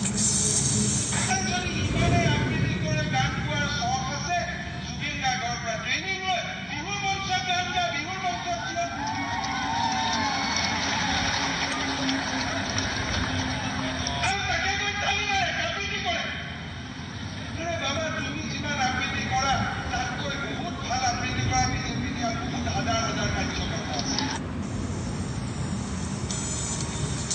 শৰ্মা ডাঙৰীয়া, আমি ক'তো কোৱা নাই আপুনি যি ধৰণে আপুনি শ্ৰেষ্ঠ বুলি ভাবে, আমি ক'তো কোৱা নাই যে আমি শ্ৰেষ্ঠ। মোতকৈ কোটি কোটি গুণে থাকিব পাৰে কাৰোবাৰ প্ৰতিভা, হয়তো বিজেপিত আপুনি কোৱাৰ দৰে আছে, মই ক'ত ক'লো নাই বুলি? মই ক'লো ক'ত যে মোতকৈ আপোনালোকৰ বিজেপি দলত শ্ৰেষ্ঠ আবৃত্তিকাৰ নাই? ক'ত ক'লো মই? আমি তেনেই সামান্য, মই একো আবৃত্তিয়েই নকওঁ, কবিতা এটা পালে মই পঢ়োঁ। আৰু আপুনি কৈছে আপোনালোকৰ তাত অজস্ৰ আছে, আছে, মইতো নাই বুলি কোৱা নাই। কি যুক্তিত আপুনি এই কথাটো কৈছে? হাত চাপৰিৰ আশাত মিছা কথা কৈ গোটেই জীৱনটো ধন্য কৰিলে কাৰণে শেষত আমি এটা কবিতা অন্তৰৰ পৰা আবৃত্তি কৰিছোঁ, তাতো আপোনাৰ আপত্তি নে? আপোনাৰ নিচিনা মহা শক্তিশালী এই সকলো ফালৰ পৰা ধনবান বাহুবলী এই মানুহজনক এটা আবৃত্তিয়ে কৰবাত ভয় খুৱাইছে? কাৰণ জ্যোতিপ্ৰসাদে কৈছিল ঠিকেই বহুত বছৰৰ আগতে, সাৱধান সাৱধান, সুবিধাবাদীৰ দল তোৰ মিছা হ'ব কৌশল। মই গাইছিলোহে, লিখিছিল জ্যোতিপ্ৰসাদে, লাগি গ'ল আপোনাৰ গাত। ডক্টৰ শৰ্মা, জ্যোতিপ্ৰসাদ আৰু বিষ্ণুৰাভা অসমীয়া সমাজ জীৱনৰ নমস্য দেৱসদৃশ ব্যক্তি। তেখেতৰ কলমেৰে ওলোৱা কবিতাহে মই গাইছিলোঁ, মই লিখা নাছিলোঁ। সেইটো আপুনি মন কৰিব, কথাখিনি কি আছিল, কাক লৈ কৈছিল, কিয় কৈছিল। হয়তো আপোনাৰ সেই কথাখিনিৰ গাত লগাৰ কাৰণে আজি আপুনি আবৃত্তিক লৈ ইমান সৰব হৈছে। প্ৰিয় দৰ্শক, মই শেষৰটো তেখেতৰ বক্তব্য আমাক উদ্দেশ্যি কৰা আপোনালোকক দেখুৱাব বিচাৰোঁ। নৰেন্দ্ৰ মোদী ডাঙৰীয়াই উত্তৰ পূবত অভিলেখ সংখ্যক ভোটত বিজেপিৰ জয়ত ভজা উত্তৰ পূৰ্বত উৰিব। কোনোবা যদি আবৃত্তি কৰা মানুহ আছে, গাখীৰ খোৱা মানুহ আছে, তেওঁলোকক মই এই মঞ্চৰ পৰা প্ৰত্যাহ্বান দিছোঁ, ৰাখিব পাৰে যদি চাই ল'ব, ৰাখিব পাৰে, চাই ল'ব, ৰাখিব পাৰে যদি। ডক্টৰ শৰ্মা ডাঙৰীয়া, আপুনি ভুল কৰিলে তাতেই। আপুনি এই প্ৰত্যাহ্বানটো জনাব লাগিছিল কংগ্ৰেছক, এই প্ৰত্যাহ্বান জনাব লাগিছিল অসম গণ পৰিষদক। আপুনি জনালে এজন আবৃত্তিকাৰক। আপোনাৰ নিচিনা ইমান ডক্টৰেট ডিগ্ৰী থকা ৰাজনীতিবিদৰ এইখিনিও সামান্য জ্ঞান নাইনে যে মই আপোনাক কেনেকৈ নিৰ্বাচনত পৰাস্ত কৰিম? মইতো কোনো দল নহয়, মইতো কোনো পাৰ্টি নহয় যে মই সমুখ সমৰত আপোনাৰ লগত নিৰ্বাচনত নামিম। আপোনাৰ নিচিনা ইমান গুণী জ্ঞানী এজন ব্যক্তিৰ মুখত এনে কথা শোভা পায় জানো? আপুনি মনত ৰাখিব, মই এজন মাত্ৰ নিমিত্ৰ সামান্য ধূলিকণা। নিতুমণি শইকীয়া এটা ৰাজনৈতিক দল নহয়, কোনো ৰাজনৈতিক দলৰ নেতা নহয়। অসমৰ হাজাৰজন লাখজন সাধাৰণ জনতাৰ দৰে ময়ো এজন। গতিকে আপুনি ভুল কৰিছে যে নৰেন্দ্ৰ মোদীক কেনেকৈ প্ৰতিৰোধ কৰিব পাৰি বা আগন্তুক নিৰ্বাচনত কেনেকৈ আপোনালোকৰ জয়ৰ গতিধাৰা ৰোধ কৰিব পাৰি সেই প্ৰত্যাহ্বান জনাইছে। দুখিত, যদি মই আপোনাৰ দৰে সক্ৰিয় ৰাজনীতিত থাকিলোহেঁতেন, মই মুকলিকৈ কৈছোঁ আপোনাৰ সেই প্ৰত্যাহ্বান মই গ্ৰহণ কৰিলোহেঁতেন। কিন্তু মই সক্ৰিয় ৰাজনীতিত নাই। মই এটা টেলিভিশ্যন চেনেলৰ সামান্য এজন সংবাদকৰ্মী। গতিকে মই মোৰ ভূমিকা পালন কৰিছোঁ। কিন্তু আপোনাক মই মনত পেলাই দিওঁ, নিমখ খাৰাম মানুহবিলাকে কিছুমান কথা মনত পেলোৱা দৰকাৰ, খাই পাত ফলা মানুহবিলাকে কিছুমান কথা মনত পেলোৱা দৰকাৰ। বিগত নিৰ্বাচনত এই বিজেপি দলৰ হৈ বিজেপি চৰকাৰক লৈ যিসকলে আশাবাদী এটা মন লৈ পেলাই কিছু কাম কাজ কৰিছিল, সেই দুৰ্ভগীয়াসকলৰ ভিতৰত আমিও অন্যতম আছিলোঁ। য'ত 42জন বুদ্ধিজীৱী সমাজ নাগৰিক ডক্টৰ হীৰেণ গোহাঁই ছাৰকে ধৰি একাংশ ব্যক্তিৰ লগত আমি এককভাৱে যুদ্ধ কৰিছিলোঁ। এটাই স্বাৰ্থ যে কংগ্ৰেছৰ ভ্ৰষ্টাচাৰ, কংগ্ৰেছৰ দুৰ্নীতি, কংগ্ৰেছৰ সেই জঘন্য শাসন ব্যৱস্থাৰ যদি অৱসান ঘটি ৰাজ্যখনলৈ কোনোবাই সুশাসন সঁচাকৈ আনে, তেনেহ'লে সেয়া ৰাজ্যখনৰ মংগলৰ কাৰণে আমি কিছু কৰাটো দৰকাৰ। আৰু সেই ভাবি আমি সেই সময়ত ডক্টৰ হীৰেণ গোহাঁই ছাৰকে ধৰি একাংশ মানুহৰ স্থিতিৰ মুকলি বিৰোধিতা কৰিছিলোঁ এই ষ্টুডিঅ'ৰ মজিয়াত। গতিকে আজিও আমি যিখিনি কৰি আছোঁ অকল জাতিৰ স্বাৰ্থত, ৰাজ্যৰ স্বাৰ্থত। মনত ৰাখিব, আপুনি কোৱাৰ দৰে নিৰ্বাচনত জয়ী মানেই সৰ্বশেষ কথা নহয়। কিমান দিনলৈ জিকিব কুট কৌশল কৰি মানুহক মিছা কথাৰে আভুৱা ভাৰি? কিমান দিনলৈ জিকিব? অনন্ত কাললৈ আপুনি মিছা কথাৰে ৰাজনৈতিক বৈতৰণি পাৰ হ'ব পাৰিব নেকি? নোৱাৰে। মনত ৰাখিব, আমিও সংবাদ মাধ্যমত থাকিম, আপুনিও ৰাজনীতি কৰি থাকিব। সময়ে আচল বিচাৰ কৰিব কাৰ কথা সঁচা, কোন মিছা। এটা সময়ত অখিল গগৈও আমাৰ লগত যুদ্ধ কৰিছিল, কংগ্ৰেছেও আমাক বিজেপিৰ এজেণ্ট সজাইছিল, আৰু আজি একেই বিজেপি আকৌ কংগ্ৰেছক বা কাৰোবাৰ হৈ কাম কৰাৰ অভিযোগ আপোনালোকে আমাক দিছে। সময়ে ক'ব কাৰ হৈ কোনে কাম কৰিছে আৰু কাৰ হৈ কোনে মাতিছে। প্ৰিয় দৰ্শক, হিমন্ত বিশ্ব শৰ্মাই যিহেতু আজি ৰাজহুৱাকৈ প্ৰত্যেকটো কথাৰ উত্তৰ বিচাৰিছিল, ৰাজহুৱাকৈ ডিঙি ফুলাই ফুলাই, শিৰ ফুলাই ফুলাই যিহেতু আমাক প্ৰত্যাহ্বান জনাইছিল, মোৰ সেই সৎ সাহস আছে সেই প্ৰত্যাহ্বান গ্ৰহণ কৰিবলৈ। সেইকাৰণেই তেখেতৰ প্ৰত্যেকটো কথাৰ উত্তৰ মই আজিয়ে দিছোঁ। তেওঁ আজিৰ দিনটোত দিছিল, মই আজিয়ে দিছোঁ। আপোনালোকে বিচাৰ কৰক মই কোৱা কথাখিনি সঁচা নে মিছা। শেষত মই এটা কথাই ক'ম, হিমন্ত বিশ্ব শৰ্মা আৰু সৰ্বানন্দ সোণোৱাল, ৰঞ্জিত দাস, আপোনালোক তিনিওজনলৈ মোৰ যিটো স্থিতি মই আজিৰ দিনত লৈছোঁ, বেলেগ কাৰণ একো নাই। সহজ ভাষাত মই আপোনালোকক কওঁ যে নিৰ্বাচনৰ পূৰ্বে নৰেন্দ্ৰ মোদী আহি কৈছিল যে তালি টোপোলা বান্ধি বিদেশী ইয়াৰ পৰা যাব লাগিব, সাজু হওক। কিন্তু সেই নৰেন্দ্ৰ মোদী চৰকাৰৰ শেষৰ সময়খিনি তেতিয়া বিজেপিক বিদেশীক বৰপীৰা পাৰি দিয়াৰ এটা প্ৰক্ৰিয়া চলিছে। মোৰ দৃষ্টিত ভুল। বিদেশী না তেওঁ মুছলমান না তেওঁ হিন্দু, মোৰ দৃষ্টিত বিদেশী। গতিকে মই তাৰ বিৰোধিতা কৰিছোঁ, কাৰণ আপোনালোকে বিদেশীক খেদাৰ কথা কৈছিল আৰু এতিয়া বিদেশীক বৰপীৰা পাৰি দিয়াৰ কথা কৈছিল। শ্ৰেণী বিভাজনৰ হিন্দু আৰু মুছলমান। ৰাষ্ট্ৰীয় প্ৰেক্ষাপটত বা আজি ৰাজ্যিক প্ৰেক্ষাপটত ডক্টৰ শৰ্মা ডাঙৰীয়া, আপুনি যিধৰণে হিন্দু আৰু মুছলমানৰ মাজত বিভাজন কৰিছে, আপুনি মনত ৰাখিব, আপুনি উন্নয়নৰ কথা কোৱা মানুহ, অসমখনক লৈ আপুনি স্বপ্ন দেখা মানুহ। গতিকে আপোনাৰ মুখত অন্তত এই হিন্দু আৰু মুছলমানক লৈ যিটো আপুনি শ্ৰেণী বিভাজন কৰিছে, এই কথাখিনিৰ শোভা নাপায়। কাৰণ আপুনি ৰাজ্যখনৰ মুখ্যমন্ত্ৰী হ'ব বিচৰা মানুহ, ৰাজ্যখনৰ আপুনি প্ৰগতিৰ পথত আগুৱাই নিয়া অন্যতম সেনাপতি হোৱা মানুহ। গতিকে আপুনি যিটো পৰিৱেশলৈ নিব বিচাৰিছে, আপোনাৰ কাৰণে আজি আদৰ্শ হৈছে পাকিস্তান, আদৰ্শ হৈছে ইৰাক, আদৰ্শ হৈছে ইৰাণ, আদৰ্শ হৈছে চিৰিয়া, আদৰ্শ হৈ পৰিছে চিন্তা। কিন্তু আমাৰ কাৰণে ধৰ্মীয় উন্মাদনেৰে যিবিলাক দেশ আজি পৰিচালিত হৈছে, ইৰাক, ইৰাণ, চিৰিয়াৰ পৰা পাকিস্তানলৈকে সকলোতে উন্নয়নৰ দিশত গৈ মানুহক বলীয়া কৰিছে ধৰ্মই, আৰু সেইবিলাকৰ কাৰণেই কি আফগানিস্তান কি পাকিস্তান সকলো আজি বিধ্বস্ত। আৰু আমি পাকিস্তান আফগানিস্তান হোৱাটো নিবিচাৰোঁ। ভাৰতখন আমি বিচাৰোঁ ভাৰতে অগ্ৰসৰ হওক আমেৰিকাৰ দৰে, অগ্ৰসৰ হওক চীনৰ দৰে, অগ্ৰসৰ হওক জাৰ্মানীৰ দৰে, অগ্ৰসৰ হওক ফ্ৰান্সৰ দৰে। য'ত ধৰ্মীয় উন্মাদনাই মানুহকেও বলীয়া কৰা নাই, কিন্তু দুৰ্ভাগ্যজনকভাৱে আপোনালোকে মানুহক ধৰ্মীয় উন্মাদনাৰে বলীয়া কৰিব বিচাৰিছে, আৰু আপোনালোকৰ যেন লক্ষ্য এতিয়া আফগানিস্তান, পাকিস্তান, চিৰিয়া, ইৰাক, ইৰাণ। আমি সেই পথৰ পথিক নহয়। শেষত এটাই আপোনালোকক কম, অসমৰ মানুহে আৱেগিকভাৱে আন্দোলন কৰিছে। সৰ্বানন্দ সোণোৱালেও কৈছে আমি বিলখন, বিধেয়কখন নুবুজাকৈ আমি প্ৰতিবাদ কৰিছোঁ বা এই সংগ্ৰামখন কৰিছোঁ। আপোনালোকৰ প্ৰতি মোৰ শেষ প্ৰশ্ন, মিজোৰাম আৰু মণিপুৰ আৰু মেঘালয়ৰ মুখ্যমন্ত্ৰী কেইগৰাকীয়ে এই বিধেয়কখনৰ তীব্ৰ বিৰোধিতা কৰিছে।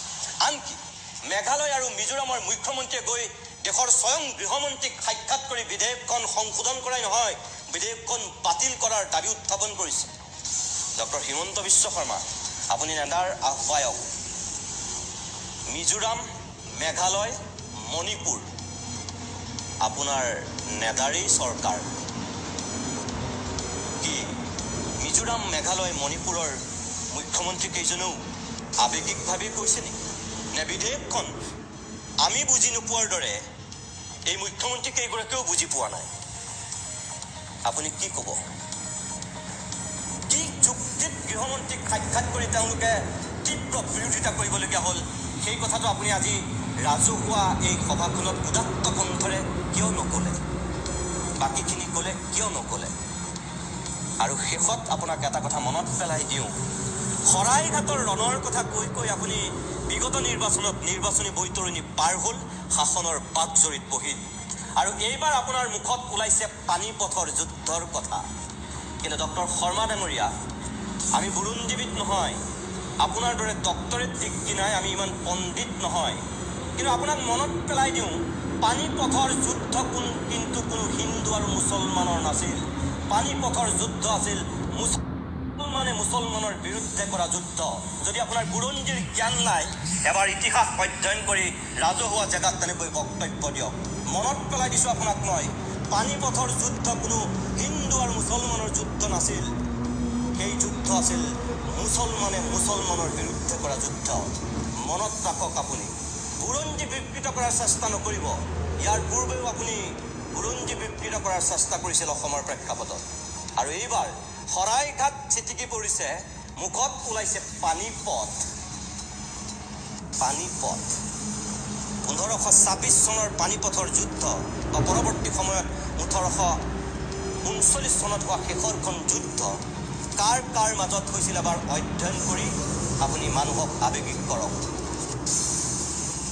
প্ৰিয় দৰ্শক ইমান সময় আমি আজি হিমন্ত বিশ্ব শৰ্মাৰ সেই ৰাজহুৱা প্ৰত্যাহ্বান গ্ৰহণ কৰি যিখিনি তেখেতে প্ৰশ্ন উত্থাপন কৰিছিল সেই কথাখিনিৰ আমি উত্তৰ দিয়াৰ চেষ্টা কৰিছোঁ আকৌ কৈছোঁ প্ৰিয় দৰ্শক যিটো স্থিতি আমি লৈছোঁ অকল অসম আৰু অসমীয়া জাতিৰ ভৱিষ্যতৰ স্বাৰ্থত আমি লৈছোঁ ইয়াত কোনো হিমন্ত বিশ্ব শৰ্মা ইয়াত কোনো ৰঞ্জিত দাস ইয়াত কোনো সৰ্বানন্দ সোণোৱালৰ লগত ব্যক্তিগত শত্ৰুতা নাই গোটেই সমাজ গোটেই বুদ্ধিজীৱী গোটেই অসমৰ সাংবাদিক মহল যিটো আন্দোলনত জড়িত হৈছে আমিও সামান্য এজন কৰ্মী হিচাপে জড়িত হৈছোঁ ৪৮ জন মানুহে লতাশিলৰ পথাৰত কালিৰ দিনটোত বক্তব্য ৰাখিছিল কিন্তু হিমন্ত বিশ্ব শৰ্মাৰ কেৱল আক্ৰমণৰ লক্ষ্য হ'লো সেই ৪৮ জনৰ ভিতৰত কেৱল আমি এটা আবৃত্তি কৰিছিলোঁ আমি কেইটামান কথা কৈছিলোঁ আৰু সেই কথাখিনিয়ে হয়তো হিমন্ত বিশ্ব শৰ্মাৰ মন আৰু মগজুক চাগে আজিৰ দিনটোতো সুস্থিৰে ৰখা নাই